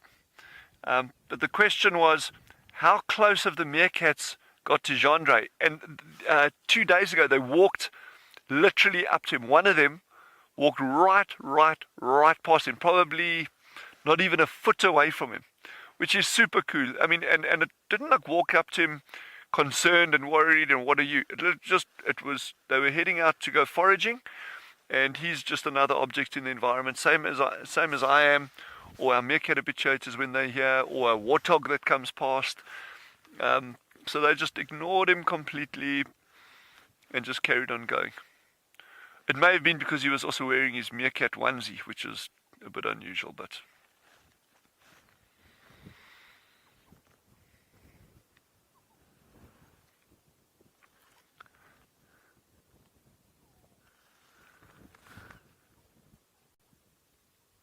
I think we know who the babysitter's going to be.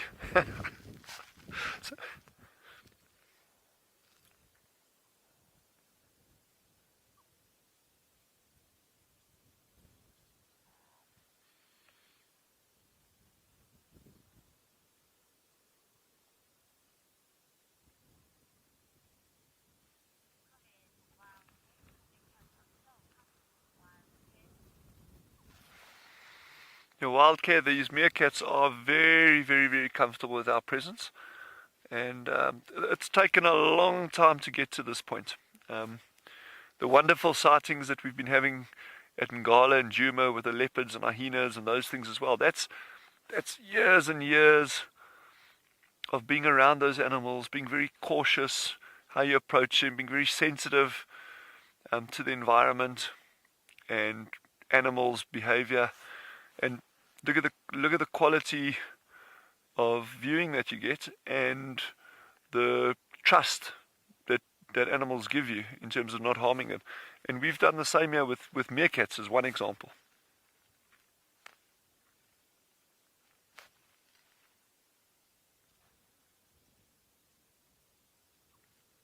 But it's super.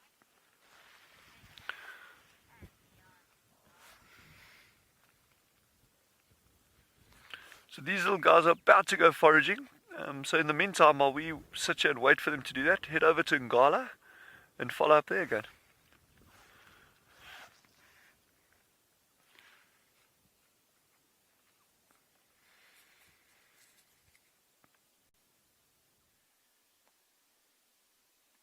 So welcome back. Hopefully the signal is in our favor now. But we just want to go through a few things in order to track lions, because that's the other thing that we're looking out for. So Ronan and Sean found some tracks of lions just behind us now, and what we're trying to do is whenever we look for lions is often the color. The color is very, very important. So just to give you an idea, I mean, if I'm just going to lean out of the way so you can have a look at the color of the grass. So if you look at this area here, so you have to look at something that's a bit of a lightish color, like a sandy color. And then maybe like there could be a little bit of black at the end of the tail, maybe on the ear. And that's what we're going to use in order to try and find some lions. So very similar to this animal that you see right in the middle of the screen. So that's what we're looking out for this morning. No, I'm kidding. We've, Rowan and Sean just found the burning of pride. And it seems to me with this pride is the two Ross males have joined up. The young subadult male is here, as well as the two little cubs have been introduced to the rest of the pride. So that is absolutely amazing. So we'll spend some time here with him and then see if we can just maneuver our way like down the road, see if we can get another glimpse of the rest of the pride. You can see there's a few just at the back of the trees there. Look at how well they just blend in with the rest of the environment. You can just see a little bit of the ears and the eyes and the movement, but they're very much the color of the grass, and also a little bit of white on the mouth and under the chin.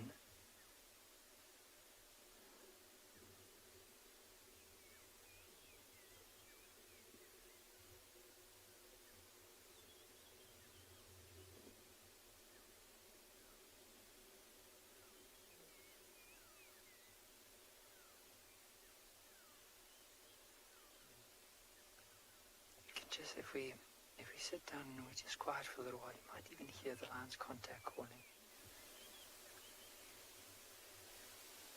Gemma, I agree, the whole band here is together, so it'd be interesting to see. I saw the young male, remember that burning male that's been pushed out earlier on. I saw him just moving at the back. I don't know if he's put too much pressure on his leg, but it'd be nice to see if we can pretty soon get another glimpse of him. But it's nice to see the Ross males are here as well. There's actually a lioness moving in from the right to the left. So you see where that one was laying down earlier. Oh, and if we can just move up there, right there in the middle of the screen, she's now moving.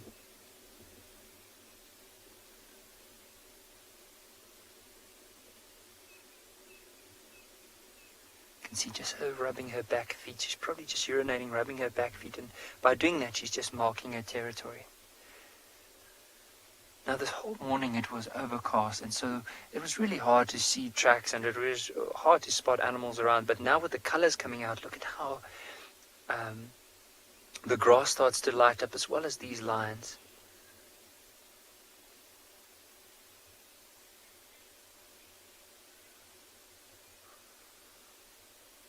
So we're going to try and reposition, see if we can get another glimpse of the rest of the pride. But I think while we do that, let's send you across to Tristan with apparently one of the leopards walking on the road.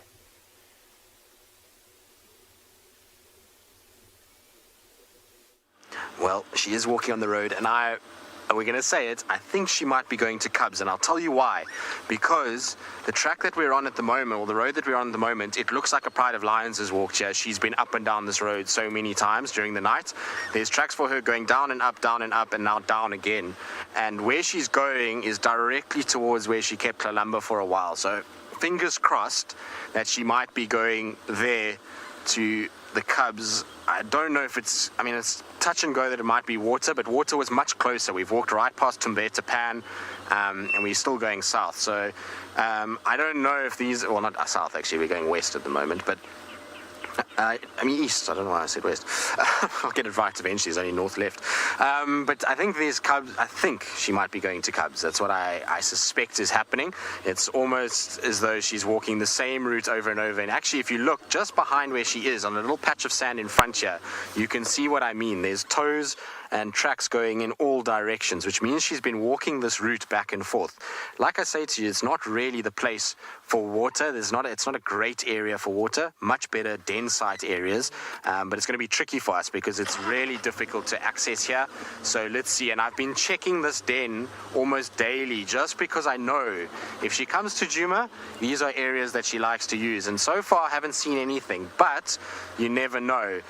Maybe she managed to sneak them in over the course of the last 2 nights from when we saw her with the ground hornbills. Maybe she managed to bring them in that way, but her tracks are just all over the place here. So it looks like she's going somewhere, and very, very, very seldom do leopards leave kills other than for water or for their cubs. And so who knows? Like I say, it might be water. There is water coming up again in front, but fingers crossed that this could be her going to the cubs.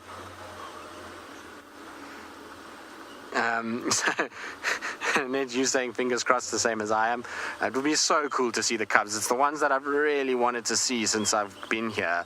And wouldn't it just be the most amazing thing to kind of walk into her, she's a little bit kind of snarly, then basically looks at you and says, right, we're going, and off we go to the cubs. It would show the most amount of trust from a leopard if she were to do that. For her to know that she can leave where we would stay with her at the kill and take her to a den site, like I say, is a mother giving the most amount of trust that you can ever ask for in a wild animal. So let's hope that that's the case.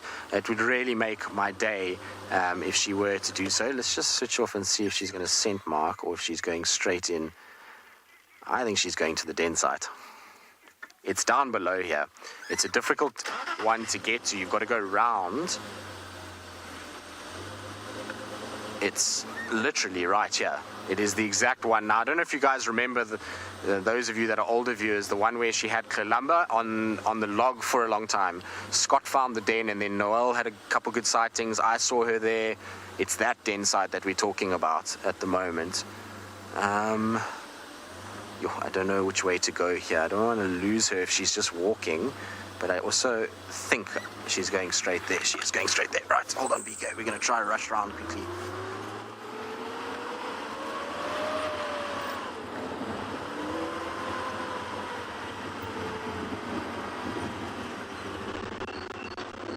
No, you can stay with us, Lindeka. This might be us finding her with the cubs. Just hold on.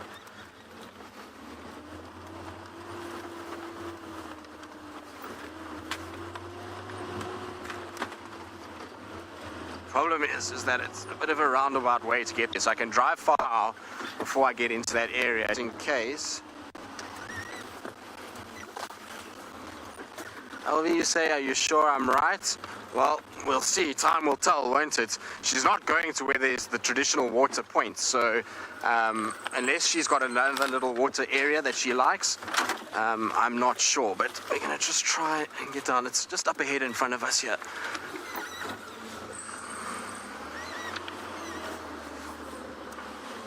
Alright, we're just going to go a little slower now, just to try and get to this point. I don't want to obviously make her feel threatened by driving too fast anywhere towards her if the cubs are here.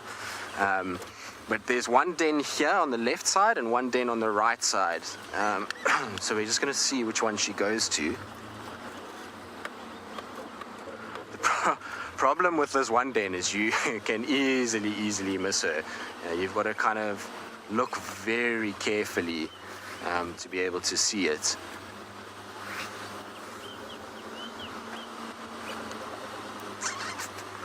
So it's just here on the left, underneath this bank on the tree on the left-hand side. BK, I'm just going to go down and up. She's not crossing in the drainage here, so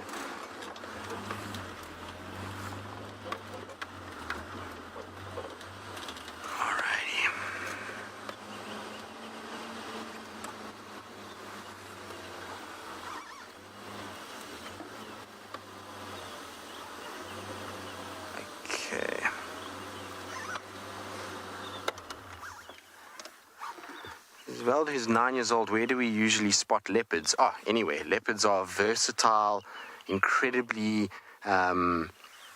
resourceful cats, and so they can occur from deserts. There she is, she's on top. You see her on top there? She's just sniffing right on the top. So this is where, I think this is the den. I'm pretty sure she's coming to it. There, she's calling, listen. I'm sure the cubs are here. This is so cool.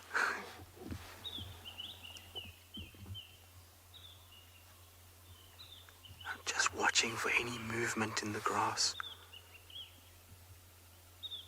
This is amazing. I'm almost 99.9% sure the cubs are here. Now that I heard her call, you can see one. BK can see a cub. Look, there's a little one. Yes! That's so cool. Now I only see one, which is not cool. Let's hope there's another one somewhere here that's just not listening to her at this stage. But definitely one. Now we know the last time that they were seen there was also only one. But they did say that the terrain was very difficult and that it was thick and it was not great. But let's just see now what happens. Sometimes there can be one cub that's more nervous than the other one and doesn't listen as much, and it might just be a little bit more shy. So we're just going to have to... I think she's laid down there, BK. Yeah, she is. Okay, right. I'm just going to reposition slightly. We're not going to go closer to her. We don't need to. Ultimately, Thandi, when she's with her cubs, she can sometimes be a little bit defensive of them. And so what I'm going to do is we're just going to view them from across the way here, because we're going to get a beautiful view. BK, how's that from there? I don't think the stump should be in your way. Well, it might be, but we should have a really nice view from there. Look at that. Hello, Thandi. Oh, you are such a good girl. But I think she might have lost one cub, to be honest with you. I think she's only got the one. I don't see any sign of a second one, which is bittersweet, to be honest with you. As much as it's nice to see the cubs, I was hoping that there would be both little heads would pop out, but it just looks like the one head that is out. And I mean, it's difficult to say from here whether or not it's the boy or the girl, but just judging by that head size, I mean, I would imagine maybe it's the little male, which would go pretty much hand in hand with her track record over the years. Pretty much all her litters, she started with 2 and only ends up with 1, and she raises that one to adulthood, which is pretty crazy. And you say it is bittersweet, incredibly so. Like I say, let's just give it a little bit of time. But generally, when one starts suckling like this, the other one should be there already. So I suspect that unfortunately there's only one cub left, which is incredibly sad. But happy at the same time that we still have a cub. You know, if one gets taken, it can very possible be that the other one was in danger too. And so, you know, this is the reality of what goes on out here. Just as much as we yesterday watched lions kill a warthog and saw a life end in that regard, so this is a very stark reminder that the predators don't have it all their own way, and that life for them is equally as tough as the prey animals. So, you know, she's eating an impala at the moment, but she's also going to lose her own offspring at times to various different predators. And it could be a python, it could be hyenas, it could be lions, it could be another leopard. You know, there's so many different things that could take a little leopard cub, bird of prey. So, you know, it's a harsh world out there, and cub survival rates are low. So as much as it's always so nice to see leopard cubs, you've got to always remember that the mortality rate of leopards in a system like this that's got such a high predator density is one that there is going to be a lot of deaths, unfortunately. And, you know, they reckon that only about 30% of the leopard cubs within the Sabi Sands actually make it to a year old. So it gives you an idea of how difficult it is.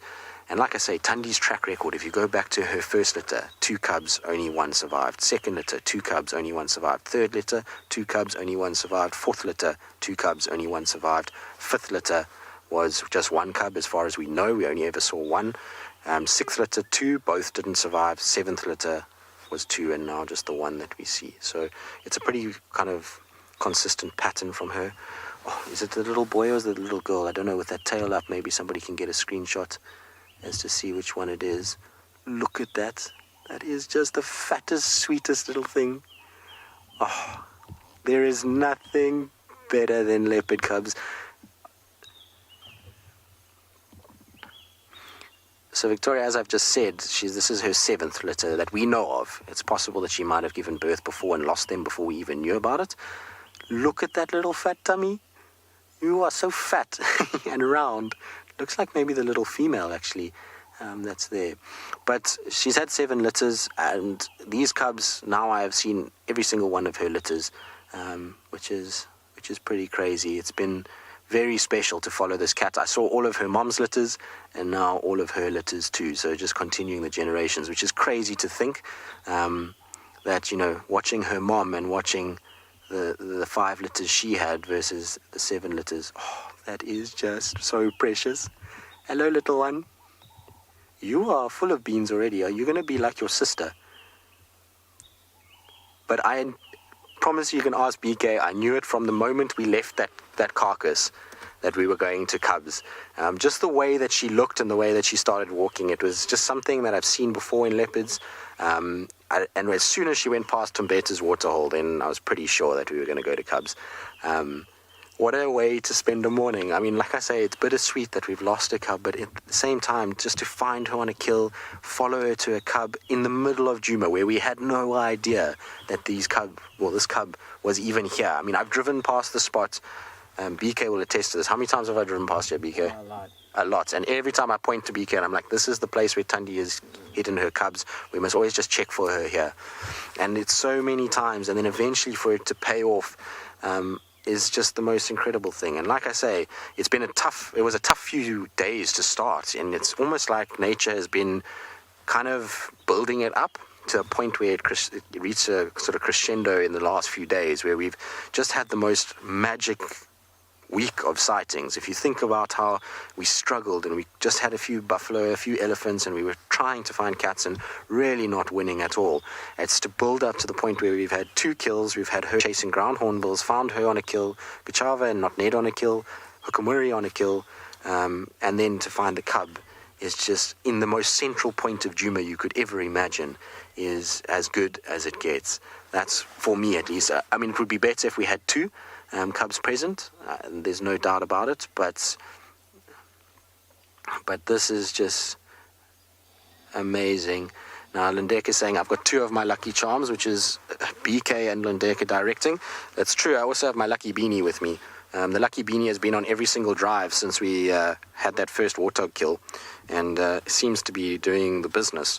I didn't have it with me prior to that, and we weren't finding much, but since the beanie's been on the car, we've been winning. Even yesterday afternoon I had the lucky beanie with me in my bag, so maybe it's the lucky beanie. We must just keep that. I'll have to keep it in my bag during the summer too, if we get to that point. But so special, and I really like where we are right now. It's something that I was saying just now, is that we're not going to go closer. At this point, we've got a really nice distance between us and her. We've got a great view of her. We've got a great view of the cub moving around, and there really is no need to go any closer. And I think that's one of the really nice things about having the camera the way that we do.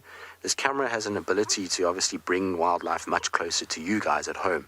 And so for us, we can sit at a reasonable distance that is in no way stressful to her. It's getting this cub used to our presence. You can see she's very alert to me being where I am. But if we were to go closer, it could potentially get her uncomfortable, and then she moves the den. Being at a nice distance like this, in a way that we haven't crashed any bushes, we haven't broken any branches, and the point that she's sitting down, she's grooming, is really a good sign that we're in a safe sort of zone with Thandi. And I always like to give her more space than most other leopards, just purely because she can be very, very, very sort of defensive of her cubs and of her dens, and rightly so. As we were saying, there's a lot of things that threaten cubs, so she's going to make sure that she keeps her cubs nice and close, make sure that they don't go into a situation where they wander too far from us, and at this distance, even if the cub moves a little bit towards us to see what we are, we're still far enough away that she won't feel like we're threatening her or her den site, which is really, really nice. Hello, my girl. Thank you. She's been an absolute treat this morning. She didn't eat me when I walked into her, which is always a bonus. to start the day. And then, like I say, to have that trust to take you from far down towards the den site is something incredibly special. I don't think a lot of people understand that, particularly for us as guides, when we spend so many days, so many weeks, so many hours looking, finding, following, and a lot of the time spending times with nothing, to get a moment where you've followed a cat for the last 10 years and she has the trust to be able to take you and a big vehicle that makes a lot of noise all the way back to her little cub is a very, very, very special moment. It's not something that you take for granted. Like I say, at the end of the day, you've got a situation where she could have just taken us somewhere else. We could have happened upon her, which is different. But the fact that she actually physically took us in the vehicle all the way, knowing that we're following her, is incredibly special. So absolutely spoilt with the fact that she's done this, and amazing in so many ways that we've managed to see this little one. I think the little one you can see is playing with the tail. Isn't that cute? Let me just... She's almost moving her tail on purpose now.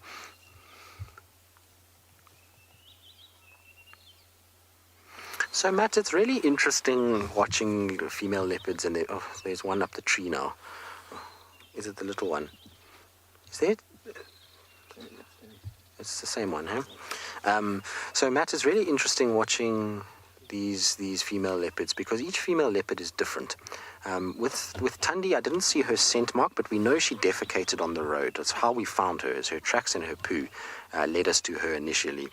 But she's, as I said to you when we were following her to this point, you can see that there's just this highway of tracks going back and forth, which is already an indicator that she was coming towards something that she's been visiting frequently, which really, like I say, is pretty much a den site. Very seldom do they do that for water when they're on a kill. It might be once, but not multiple times like that. So she seemingly doesn't scent mark, but is quite visible in terms of her business. Oh my gosh, you're just like Tlalamba.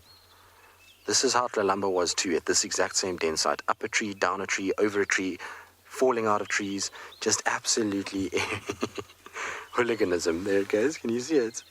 What are you doing, little one? This is... You just see... No, you can't... Is that not the cutest thing? Oh, that is sweet. So cute.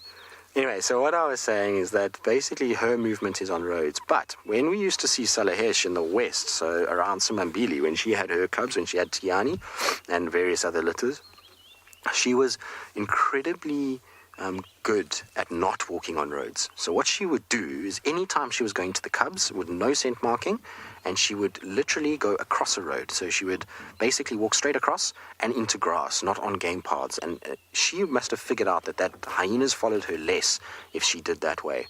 Whereas obviously with Tundi, she feels like she's confident enough to walk on the roads and that it's okay, especially from a kill. But this is just so magic. Look at this, mom and baby playing. And she's so good at this. You know, a lot of you that will remember her time with Tlalamba, this is exactly how she was with Tlalamba too. Is she plays and she gives all the attention, particularly because it's only one little cub now. Life is not as easy for that little cub. You know, it can't play, it doesn't have a playmate, and so mom has to fill that void as the playmate for her. And so you find that she ends up having to do a lot of that, and she is incredibly patient with her cubs. Often we spend time with her and she plays and she uses her tail to lure the little cub to make sure that it spots, to practice and learns, particularly how to climb. And I'll never forget, not so much with her, but with Salahesh, watching Salahesh teach Tiani how to climb a tree. It was the most fascinating thing to watch this leopard teaching its cub that trees are a point of safety. And how they did it, it was a game. Salahesh would run and Tiani would chase, and then Salahesh would go up the tree and she would then call from the tree. And then as Tiani would get to the top of the tree, then she would jump down again and call her, and then Tiani would figure her way back down because she wasn't as stable and big enough to jump from where Salahesh had jumped from. Then she would sit there, and then she would run back up the tree again and call. And they did this for about an hour, and eventually this little one started to get so good at climbing this little tree, she eventually caught her mom. So initially, she was battling to kind of keep up with Salesh as she was hopping through the branches. But by the end of this hour and a half session, this little cub had learned. And from then on, she didn't have to ever do that again. Every time there was hyenas or anything like that, she would go up a tree and Tiani would follow immediately. And this playing that you see with the tree bending and those kind of things is similar to that. That's the cub learning how to climb. And when they can climb, their survival chance goes up exponentially. You must imagine that things like pythons, hyenas, lions, if a cub can climb, they can avoid those things pretty quickly. I mean, a python will go up a tree, but it's easier for them to kind of get up into very thin branches and try and get away from it. So once they're able to climb, it's really a big step in a leopard's life and a big jump in their ability to survive. Prior to that, they really are, unfortunately, at the mercy of finding somewhere where something else can't actually get to them. So a hole in the ground or something like that, which is few and far between, I'm afraid. So, you know, once she can climb and do those kind of things, and I say she, it looks like a little girl. I can't see nicely. You guys will have a much better view of that little bum and will know whether it was a boy or a girl. For me, to give you an idea of how far Tundi is, she's probably at about 70 meters from where I am at the moment. So she's a long way away. Maybe not 70 meters, let's call it 50. So she's quite far. And so it's difficult to see whether the little one is a boy or a girl. But what we're going to do is we're going to try and see if we can just go back on the clip and try and prepare a little slow motion one for all of you guys so that you can maybe get a screenshot and see which cub we've got here. This is just so sweet. And so while we do that, let's send you back across to Ambien Dingala.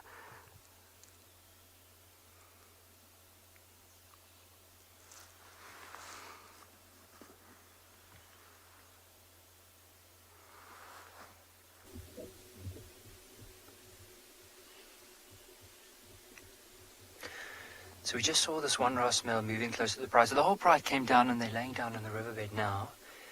But it was so interesting because he was actually moving to where the female is laying down with the young cubs. I'm just going to lean out of the way so my big head's not in the way. Just to show you, so the other young white male is just right in front of us here. The rest of the pride is off to the right. And right here off to our left is that young sub-adult male. So right there and just behind him. We'll focus on the other Ross male now. But I just wanted to focus on this young male as we speak. Now, for me, it was quite a big concern, like over the last few weeks, his condition really deteriorated, but it looked like he picked up quite a bit of weight again, especially if you look towards his back legs and also like his overall condition, the way that he's sitting down. You can see there, especially on that side, like I think 2 weeks ago, you could just see all the bones and you could see all the ribs, but it does look like he's picked up a bit of condition now. And even look at the way that he's lifting his head, picking up his ears, so that brings a lot of joy to one's heart. There's actually a few lines that are spread across here, so we're going to try and show everyone all the lines. So, and if we can move to these ones right over here, because there's so much going on, so we're going to try and just focus. So that's the other Ross male that's laying off to the side. And what's interesting, the first one we had the camera on actually just walked past the young sub-adult, well, no longer sub-adult, just this young male, and didn't do anything, and then came and lay down here, and then just off to the right there's another white one that's lying down close to where we think the mother is with the young cubs. So we're just going to reposition because there's just so much happening. We just don't know where to focus at the moment, so we're going to slowly try and work through this and show you the whole sighting. So you can see that youngster, that young female, she's actually looking back the whole time, and I think she's looking back at those cubs. And just behind them, you'll notice there's a little groove in the side of the riverbank. So that's what we refer to as a drainage line. So every time there's a lot of water, the water will come down from there into the river. And she's probably just laying in there with the youngster. And then just off to the, so probably somewhere in there. So if we then focus just off to the right, you'll notice there's some more lines just lying down on that one patch there. Lynette, it is so peaceful as we speak. You just want to, like I've asked Owen if he wants to go and lay down in the sand next to the lions. He's just saying that he really doesn't want to. Don't know why, but something just gave me an impression he's probably has a sore ankle But it'd be interesting to see what happens. It's just such a beautiful scene. Now, just to describe it so that you can feel and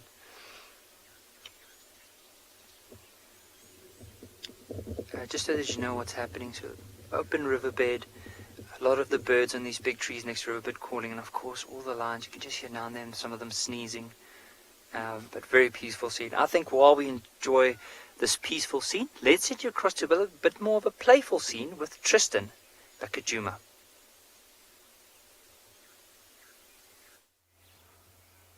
Well, it's as playful as you get. It is full of beans this morning, this little one.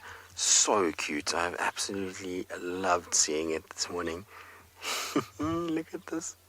You can see it just watching the tail. It's biting sticks, it's biting branches, and is generally just a cuteness overload.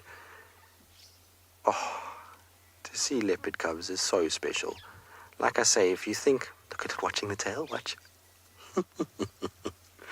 If you think about the shy, secretive nature of a leopard, to be able to witness their tiny little babies is a very special thing. Now, I've just been called on the radio. Go ahead, Mish, I'm just live at the moment. Can I call you when I'm done? Now, you can see it bounding around all over the place, which is super cool. Amazing. How special. I mean, this is the perfect way to spend a Sunday morning. I mean, like I say, it's very difficult to put into words what these kind of sightings mean for us as guides. And we often get this question as people ask us, what is your favorite sighting? And I always say it's really a tricky thing for us, because a favorite sighting, there's so many different things that happen out here, and so many sightings mean different things. So some might be cute and awe-inspiring like this, or there's the power and brutality of what we witnessed yesterday afternoon. And so all of these things are kind of balanced themselves out. But for me personally, I always think that the things that I remember the most are these kind of things, the moments where an animal has shown complete trust in you. And so to watch Thandi, this is, I mean, like I say, her 7th litter that I've seen of hers, 2 of which I was the first ones to see them, and this one is at a very young age. Then you've got, obviously, I had a lioness in Lion Sands that showed me her little cub with a good friend of mine, Mike Moss, and that was also the most amazing thing, first ones to see that. So those kind of sightings, for me, are always the special ones, because there's an intimacy and there is a trust shown by a animal that generally is quite shy for us to be able to see. Now, she's just drifted off a little bit. I didn't see the cub follow her. It's not to say the cub hasn't. So I'm just going to sit here for 2 seconds and just see if maybe she lies down somewhere, or if we see her again. But she might be going back up towards the kill. She might have just come, suckled, made sure the cub's okay. Maybe just shown us a cub, and off we go again.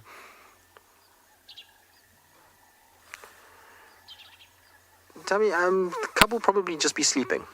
So they just rest. Cats do sleep a large portion of their day. So I'm pretty sure it would just be resting. All right, let's just move a little bit. I'm going to just go back and just try and see if I can see what she's doing and where she's going. Maybe she's just moving off again back towards the kill. In that case, obviously, we'll just follow her back to where the kill is. I know Steve said he might go and pop in and see if he can find Ribbon at the kill. But if she moves back there, then we'll just follow her that way. So Lindek, I don't know if you can just let Steve know that she is moving again. I don't think she's going to go farther. I suspect, in all likelihood, she's just going to try and kind of lie down somewhere, maybe just a little bit more hidden. It's such a great place to have a leopard cub here. There's these holes in the banks, there's fallen over trees, there's everything that you could wish for in this general vicinity if you're a leopard. And so it's possible that she's just gonna, kind of lie up again. You see anything? There's a little cub playing with her on top of the bank. Look, I wonder if she's gonna take it back to the kill. Maybe we're gonna see this cub for the very first time go to meat. Wouldn't that be cool? If she takes it to a kill for its very first time. I wonder if she would with hyenas there. It would be interesting. Look at that little face. Hello, little one. Are you curious about us? Oh, it's nice to meet you with your little fat tummy. Oh, how special is this? Now you'll watch Thandi. If the little cub ventures too far, she's just going to call. She's going to make a little sound, and then the cub will come back to her. You hear it? You hear the chuffing? That's her calling the cub. Come back. You're going too far away.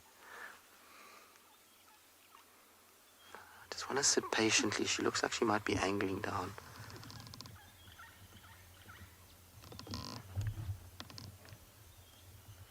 Now, if she does take this cub back to the kill, it's going to be slow going, because the cub is going to be, one, fairly nervous of traveling. Two, it's going to be a situation where she's going to have to stop and call, and then we're going to need to be very sensitive about the way that we do it. We need to be very kind of held back a little bit.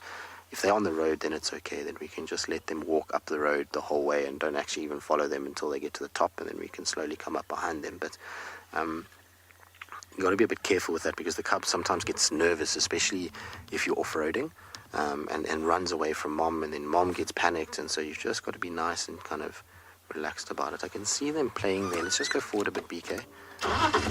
Looks like they're lying down again. It's just kind of through this little gap here. Let's just see.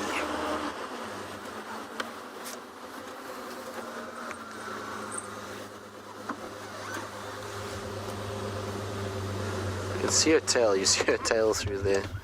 It's difficult to... Actually, you know what, BK? Let's go forward. I can see there's a gap there. It's going to be a bit of a slope, which is not going to be ideal. That's actually going to be really nice. Oh, look at that. Isn't that cool? Hello, Thandi. Look at the little cub. Look at that. That is as good a visual as you could ever want. Wow.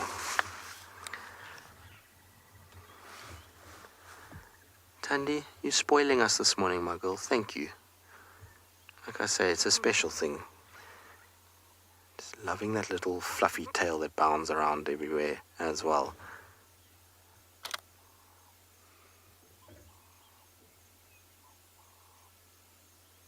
She looks regal up there, doesn't she? The way she's sitting. She looks incredibly pretty.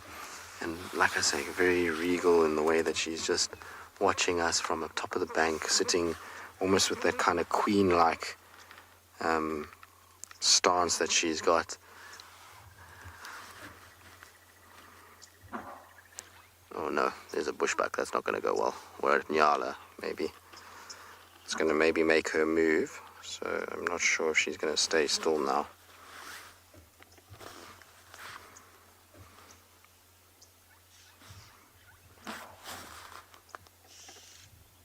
Alright, so we're going to just show you a little replay quickly of the cub, and so you guys can tell me if it's a boy or a girl. Hopefully that'll then mean that we'll be able to establish which one we actually have here.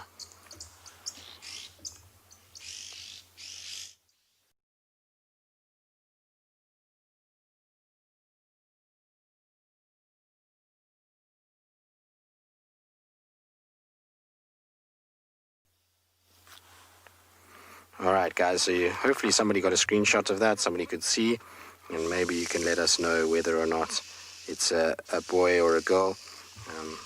I'm quite curious to know which one we have at this stage.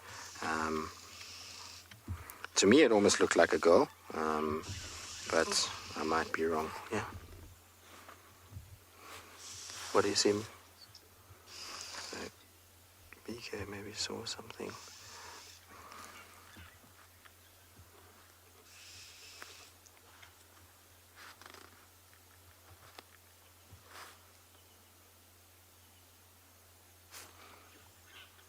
Look how cute that little cub is when it runs around.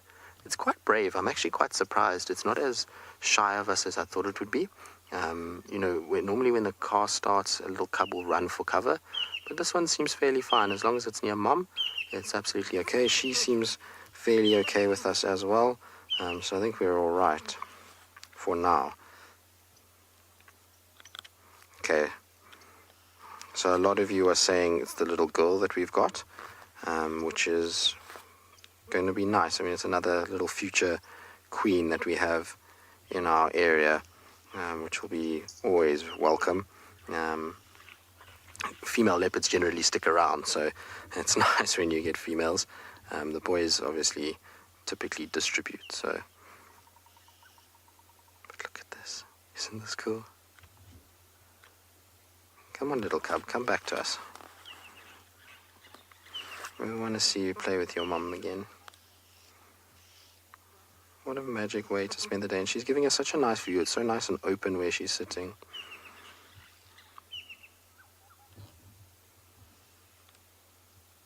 Alright, well, the little one is bouncing around all over the place. So while it does, and while we enjoy this view, let's send you back across to another cuteness overload with Tswalu Kalahari.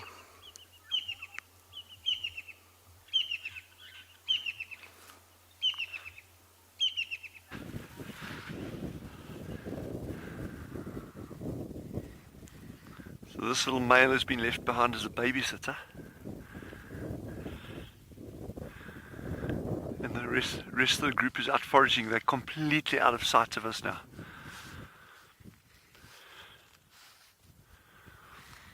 Quite challenging for them when they're moving through this. Where we're sitting here, as you can see, it's very, very open. But the further away they move, there's a lot more grass cover. You know, when you're a little animal this size, that presents quite a challenge for keeping your eyes out for predators.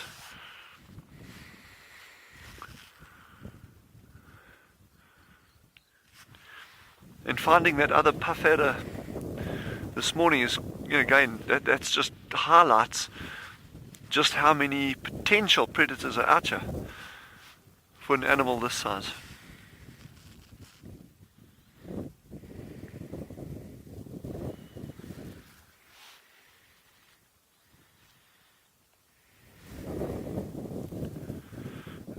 While I've got you all on this journey with us, Jandre and I have to come clean about something. This is like our confession. Melanie is missing in action. Unfortunately, we have no idea. I think she fell off off our vehicle last night. Anyway, we've put word out to see if anyone can find her, and we will keep you all updated on progress on relocating Melanie. But anyway, you might have noticed her absence yesterday afternoon and during the course of this morning. But we will keep you posted, and hopefully we can track Melanie down again. We're holding thumbs. She's part of the team.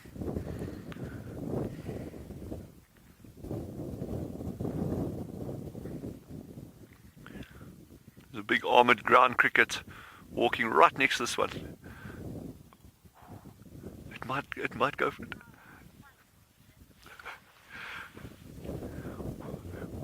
Well, you know, Jandra and I did consider putting a safety belt on Melanie, but then she really objected strongly, and she thought it would be easier for her to sit on the dashboard and help us look for animals. But anyway, we've learnt our lesson, so let's see what she's got up to, and we'll keep you posted. We're quite upset about it too. So it's interesting that armored ground cricket walked straight past this meerkat. It watched it, didn't do anything. When the others ran off foraging, unfortunately it was way out of the camera range already, but one actually stopped at a ground.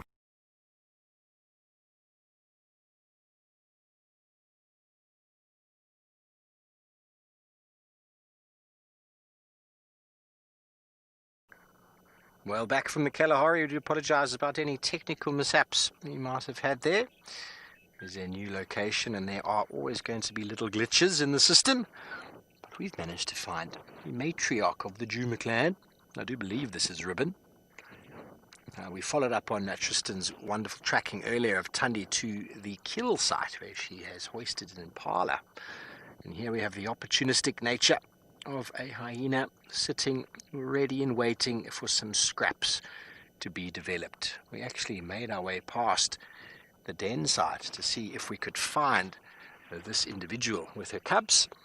No one was home, and that's because there's food to be had. So here we have, I do believe it is ribbon, with a big notch out of her left ear. There's been such massive dynamic shifts in this hyena clan over the last 18 or 20 so months. It went from it being a very stable clan to all sorts of things happening towards the middle end of last year. It's going to be very interesting now that I'm back to see exactly what's going on.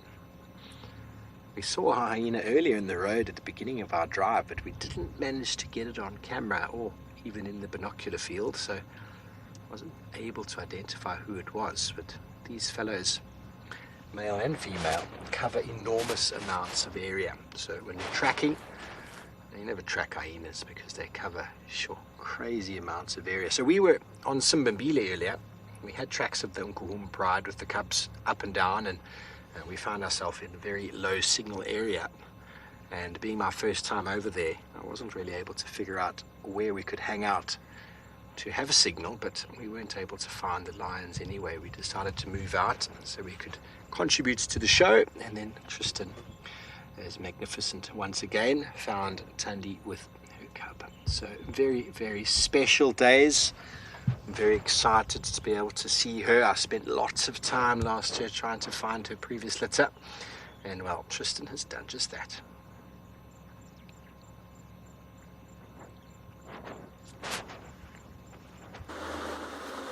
Right, now we've lost view of her. She's moved, it looks like heading back towards the road, so I'm just going to go back that side.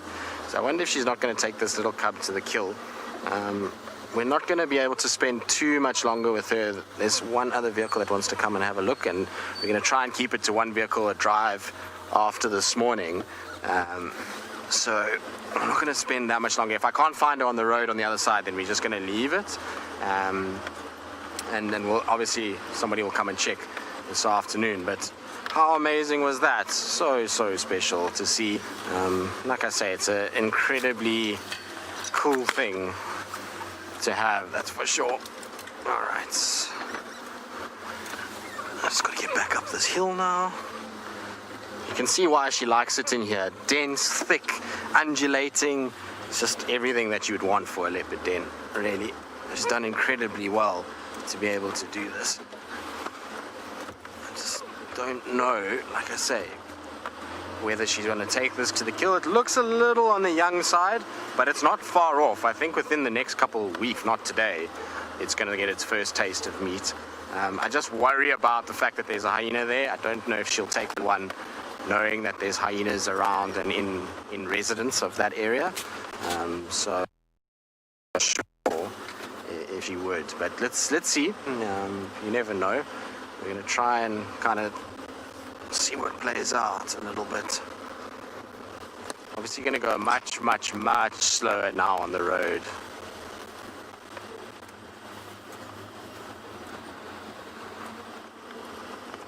The only reason I went so quickly to get around this side is because I also know Thandi. Sometimes she wouldn't just kind of arrive and just go another direction, and you end up with a situation where you kind of have no idea where she's gone. So I wanted to try to get around as possible, knowing that if she went into the Mulawati, I would have had a good chance of seeing her from there. So we're just going very slowly, just to see if I can spot her. It should be just in front here. So it's actually quite open from this side, but I don't like coming from this side because it doesn't allow you to give her enough space. So it's why I always try to go from the other side. So you put the drainage line between you and her. So they were just over there. And like I say, it's better if you've got a drainage line or you've got something between her that she feels like you're not on top of her. I feel like when you go in and you drive right on top of her, then she's not as comfortable with your presence. So I always like to give her a bit more space. But she's somewhere around here. All right, Lindeka, can I ask that we go somewhere else? I just really need to speak to these people that want to go into the sighting and just show them what's going on so that we can Okay, leave it there because she's moved a little bit, and obviously don't want to disturb her too much. Right, all right, so we're going to just speak to them, let them know what's going on, and in the meantime, let's send you back across to Ngala, see how they're getting on.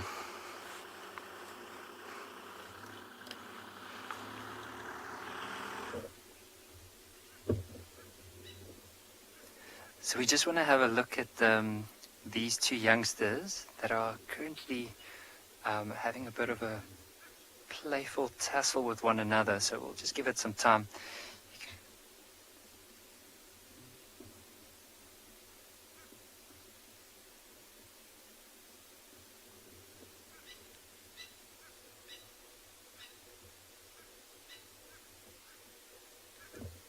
You might just see them getting out again. You can just see the one's ears like sticking out above the sand. Just give it some time. Oh.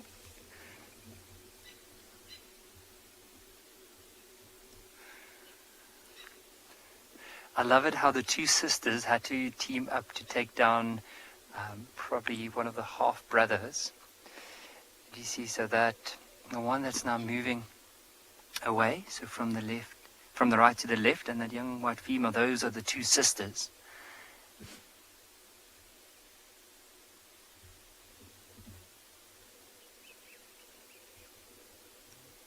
And if we give it some time, they're very, very playful this morning. You can see as soon as the one just starts moving, then the others think it's an opportunity to learn and practice their hunting skills on one another.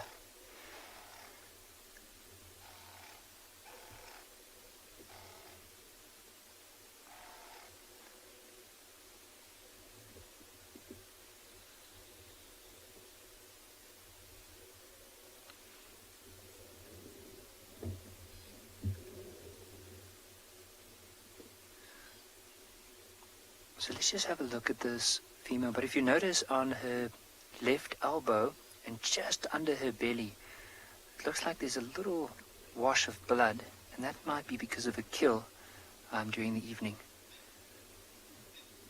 See, she's just giving a little contact call. So some of the youngsters might follow her soon.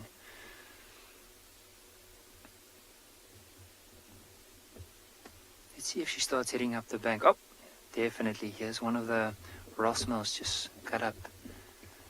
You should see the little interaction once he gets a little bit closer.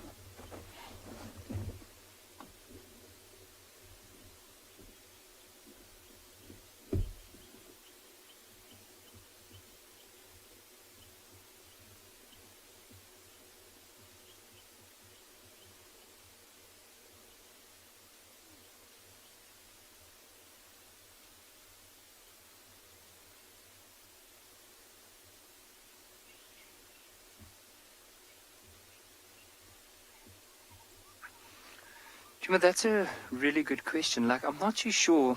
Like, I do know that they patrol quite a big area. And to be honest, I haven't seen them with any of the other prides. I'm sure there will be some prides that they could possibly associate with. And I'll try and find out a little bit more about that, especially from some of the trackers that have been here for quite a while and some of the rangers, and try and get back to you on that question. For this afternoon's drive, I'll definitely get back. I'll try and figure out, because from my experience, every time we have followed the Rossmels, I haven't really seen them joining up with another pride. I'm sure they'll be able to join up with the breakaway pride, according to my knowledge. And also there might be a pride here in the eastern part of the reserve. But I'll definitely go and find out a little bit more about it, and then hopefully by this afternoon's game, I'll get back to you on that. You can see she's moving off as we speak. She might just be like going to find a nice little patch of shade to lay down, and this is where they'll be resting up for the day. Oh, and if we could focus on these ones right over here on the right. Now, you can barely see them at the moment. However, if we give it some time, just constantly you can see the one jumping on top of the other one's back. You might just see a tail up in the air now and again.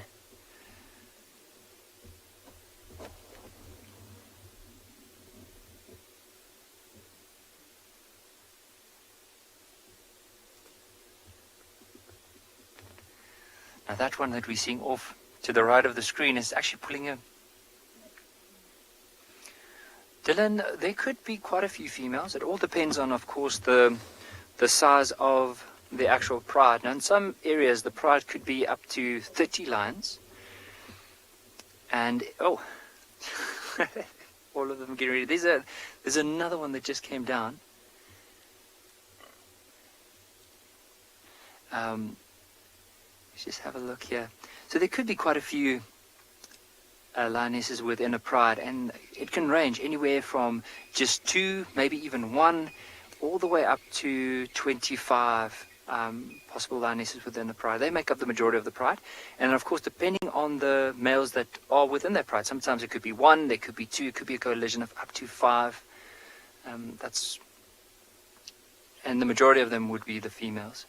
So it all depends on the size of the pride, but the females would probably be like 90% of the makeup of that pride.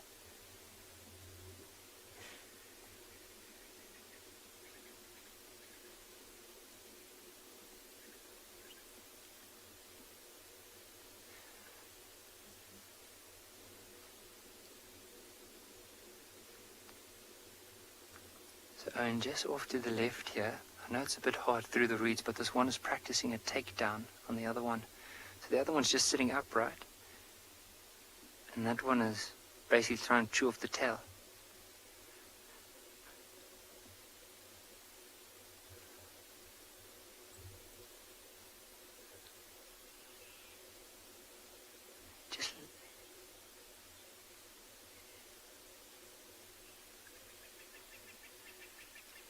So we'll spend some more time with these lions. This one's just taking down the reed.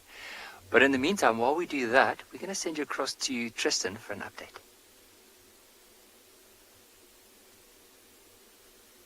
Can you just give me 2 seconds? I'll chat to you now. Sorry guys, I was just on the radio. As you can see, there's a monitor lizard that's there and is sitting very, very pretty. We've left Tundi and the little one. We've left one card to try and see if they can see something, but they're not going to stay for too long, and then it will be closed. We're going to run it as a 1 vehicle sighting per drive for now, which will be nice. I just need to talk to somebody on the radio, so you guys can watch that lizard slither. Sorry, Dave. It's just going to be 1 vehicle per drive. So when Sally's done now, it will be closed for the morning, and then there'll be a vehicle able to go this afternoon.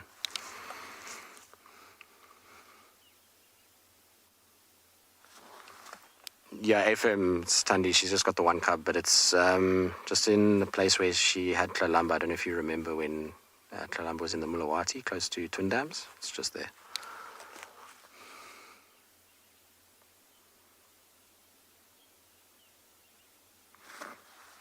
Yeah, it seems like it.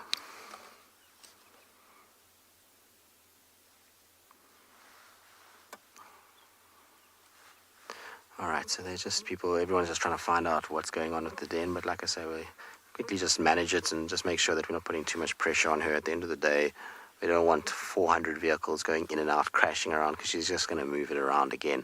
And like I said, the nice thing about that particular den is you don't actually have to bash trees down. That was done the last time when Tlalamba was there, so now it's just a nice little 2-track and gentle to be able to get to her and the cub. But nice to see some monitor lizards. We're going to hang around the dam here. We'll have a look at Dewey and the little grebes that are milling about. But while we do that, let's send you to Tswalu Kalahari with Dylan and the Meerkats that I think are also just milling about.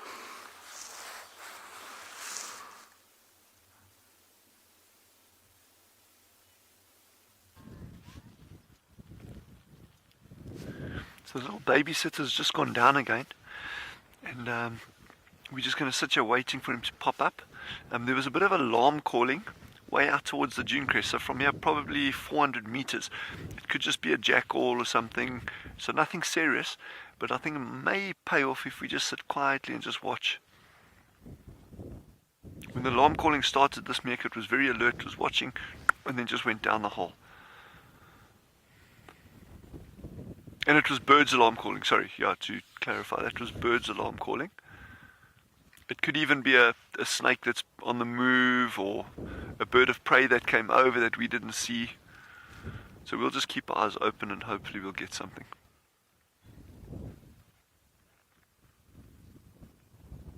So the direction we're looking now is where the rest of the group went foraging, so they headed down that way.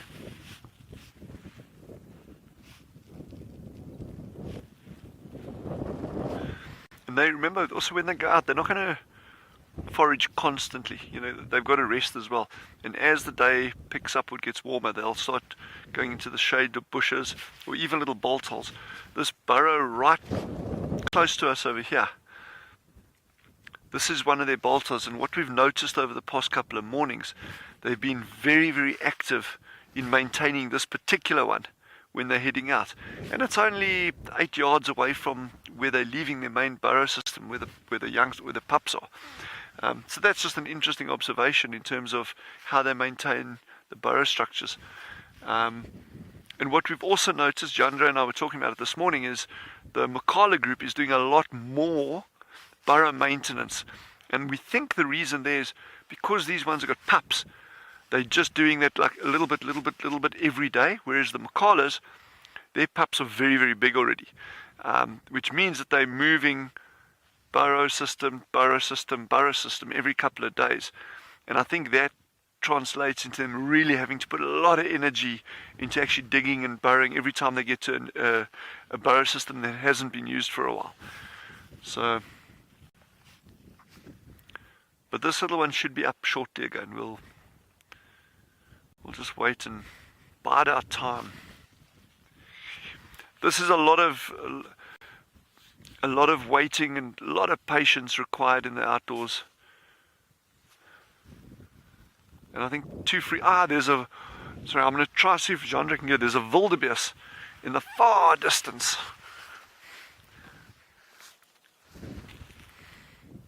Quite a long way away there. You getting it, Jandra? Can you see him? Okay, good job.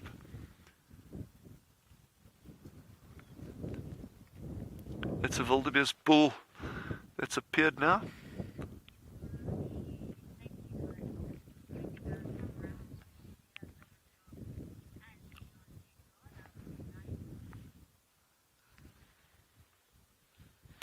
So we're going to just spend more time here and try to see what develops, if there's any further sign or sound of alarm calling. And I think in the meantime, head over to Ngala and see what's going on that side.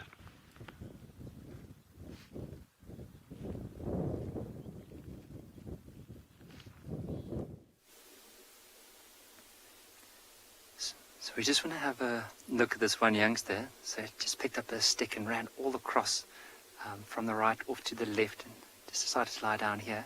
Let's just give it some time, because I'm sure with them getting a bit more playful that this one would eventually get up and start going back again.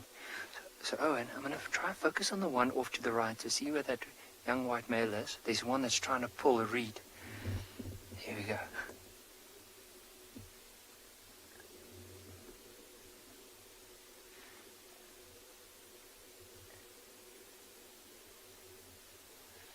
Normally works out like as soon as we try to point it out,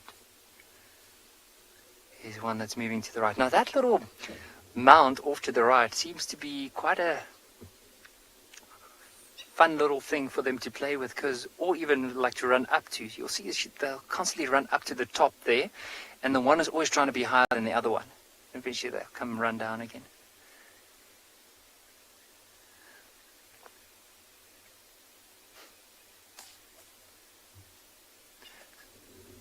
One running.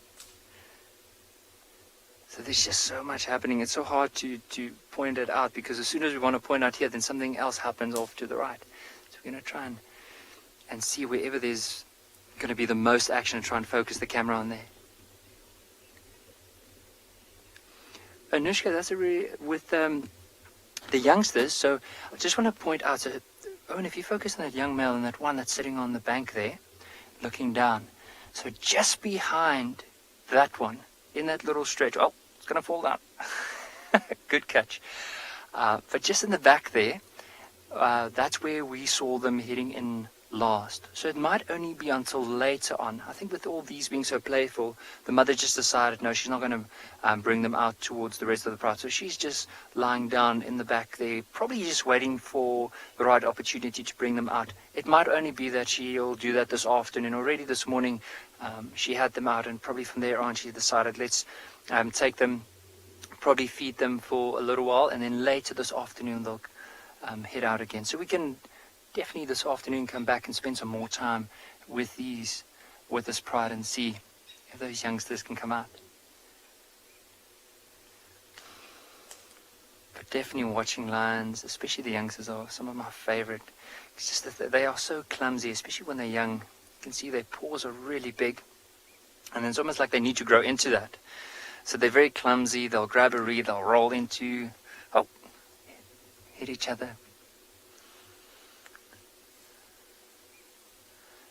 So, very special sighting.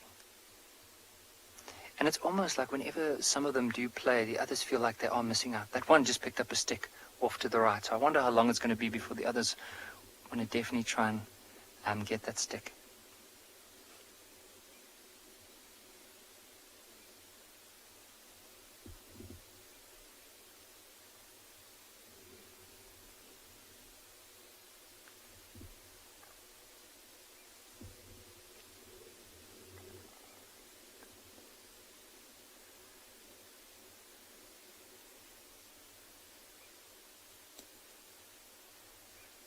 That young white male also picked up a stick.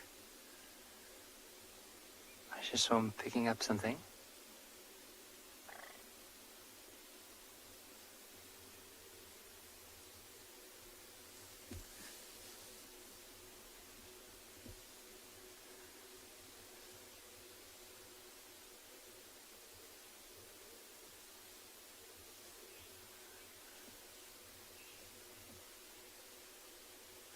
Jennifer, I agree with you. They are getting quite big, and it's so nice to see the whole pride here. I mean, the mothers with all their youngsters, the young male that's been away from the pride and joined up again, the 2 Ross males, and all of them, and I haven't noticed any one of them fighting this morning. So, I mean, that's pretty good news for us. But it doesn't look like that other Ross male has left that young male. It just looks like they still lying down next to one another, haven't moved. I think they'll only move late on. It's still a bit overcast at the moment. It's not as warm, so they might be out for a little while longer.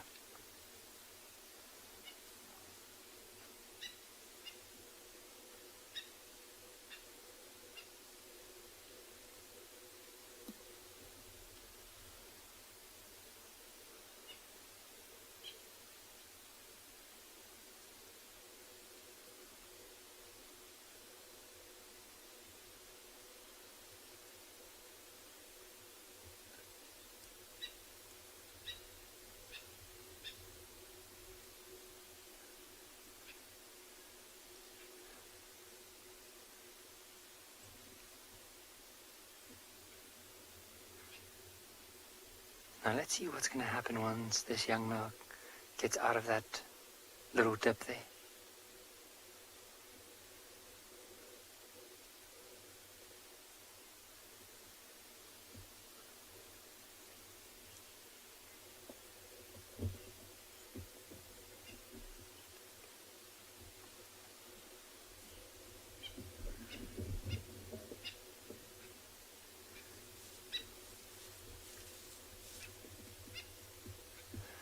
Now it's 2-on-1, so this young male has been picking on everyone, and now they decided they're going to take him down.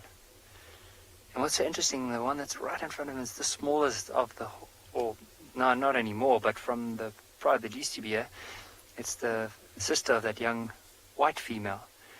Now they're picking on the older half-brother.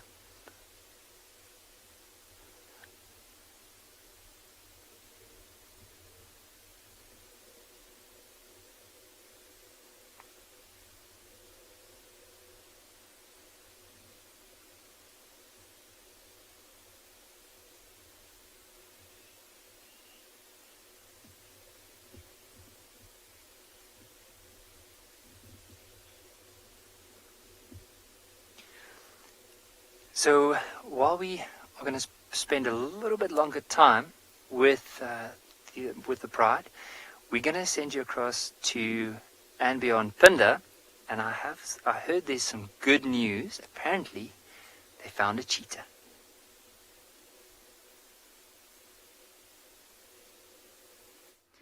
Hello and welcome back to Ambien Pinder Private Game Reserve with myself, Damon, and Marcel on camera. And we've been searching all more Tamboti thicket, and unfortunately we're not able to get a view of them.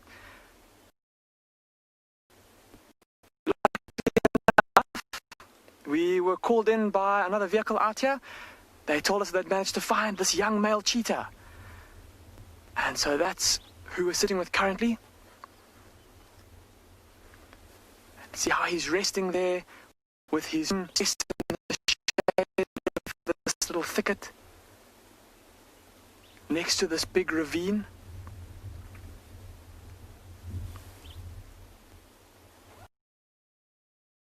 Have a look at him. With his head crooked up like that, his body flat.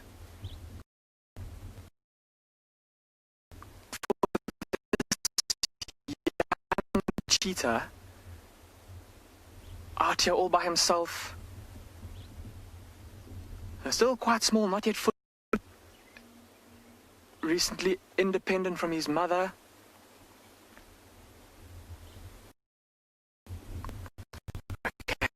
So just hearing that apparently, so send you back across to Tristan at Juma, who's got some hippos. Well, as you can see, we're still at the dam. We've been watching some hippos and monitor lizards. Well, I say hippos, Dewey, who's having a far more restful morning than he did yesterday. Yesterday, this time, there was buffalo around, and poor Dewey was frothing and losing the plot and biting sticks and just generally not being very impressed by those that have invaded his waterhole. Today, it's a cooler morning, and so very little has made its way down to the dam just yet. And so Dewey is, well, taking it easy and sleeping, prepping for the next assault on the buffalo herd. I feel like Dewey and the buffalo herd are going to wage war through this entire winter. I think there's going to be many instances of buffalo coming to drink and poor Dewey losing the plot about it. You'd think that he'd get used to it eventually, but for some reason he just doesn't like the buffalo. He's not so bad with the ellies, but the buffalo seem to rile him up. It's probably because the buffalo are slightly smaller than he is, and then on top of it is that they make a lot of noise. They splash and grunt and moan, and maybe it just disturbs his peace. Maybe he's a quiet kind of guy and just likes to, you know, loll about and read the morning newspaper and take it easy. And the buffalo are, you know, the loud neighbors that cause a lot of fuss. Maybe that's what it's about. But anyway, he's, like I say, having a bit of a sleep. Probably was out in the night having a feed, and so now it's time just to rest. A lot of you are saying this is the calm after the storm. For sure, it's been a crazy morning. It was just kind of one of those mornings where everything just went as well as it could have. You know, you have a situation where you basically just kind of can't have scripted it any better than what it was, the way that things happened and the way that you know, we managed to find the kill and then be taken to the cubs. It's just as good as it gets. So super happy. Okay, we're going to probably carry on from here, see what else we can find. Oh, there's a Stephen Falcon bridge driving past. So while we watch Steve drive past, let's send you across to Tswalu Kalahari and see what Dylan's up to with the meerkats.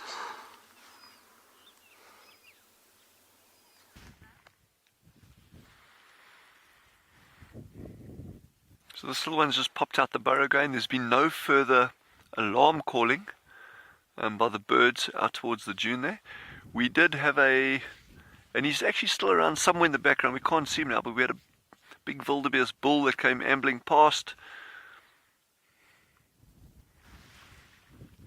He may pop out again.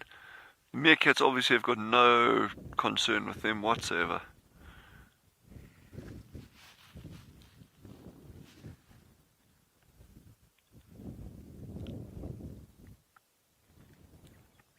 Must be a long day for these babysitters, eh?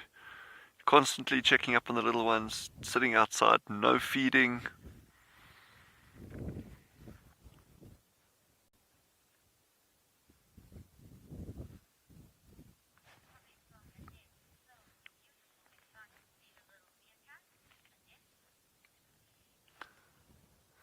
Annette, it is beautiful seeing these meerkats, eh?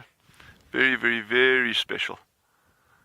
My favorite time is when they just start coming out the burrows in the morning and they're still sleepy, and you get that beautiful dust. Just such charismatic little things.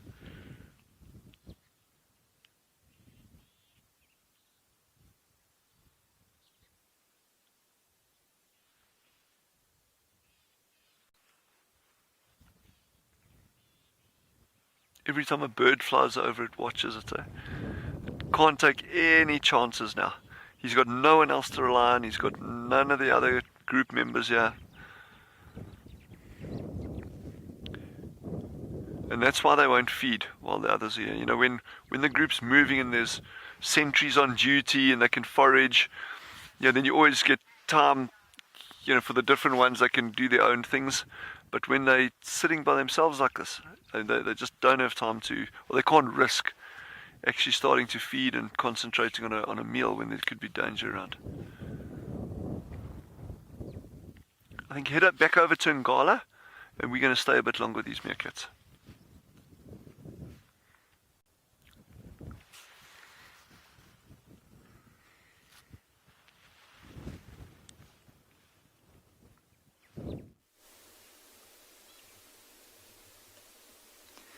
So we just want to focus. As we said, there's so much happening at the moment. We don't know where to start. So we just wanted to start on that raw smell, and then we'll get back to this young female that's moving here. Now, the brother basically came and lied down right next to the vehicle.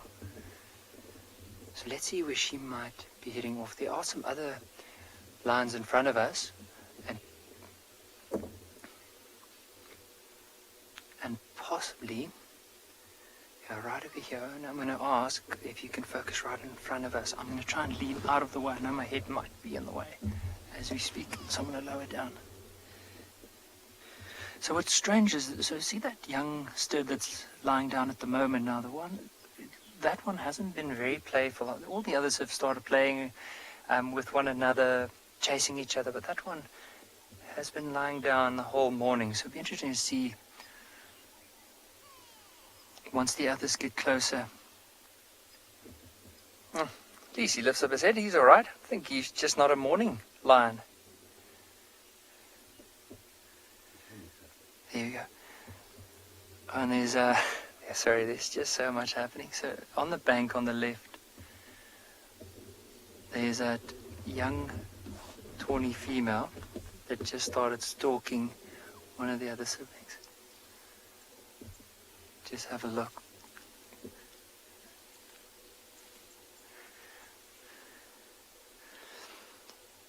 So what we'll do from here on, I think we're going to spend some time with these lions, but how amazing was this morning? I just heard there were just so many amazing things seen across at Tswalu Kalahari. There's been some sightings, of course, at Juma, and there was quite a nice sighting with the cheetah and Damon. I heard that you didn't see him for too long. However, there's a few things that are going to be ironed out, and hopefully this afternoon everything will be straightened out and you'll spend some more time with Pinder. It is such a beautiful reserve. I spent most of my guiding career at Pinder, and definitely a lot of so I'm just watching this one lion like playing around, but what I definitely want to say is hopefully this afternoon we can get back here and see what these lions might be up to. And hopefully, I know Tristan, Steve, Damon, I'm not sure who else is going to be joining. Also, some of the amazing rangers from Tswalu Kalahari. And hopefully this afternoon we can all join up again and see everyone here. Now, I would love to know from the kids, send us some messages what you're hoping to do with us. But what I'm going to try and do is just quickly move out of the way so we can have a look at this lion. So just want to say thank you to everyone, from myself and Owen, and hope that everyone will have a beautiful afternoon or beautiful morning.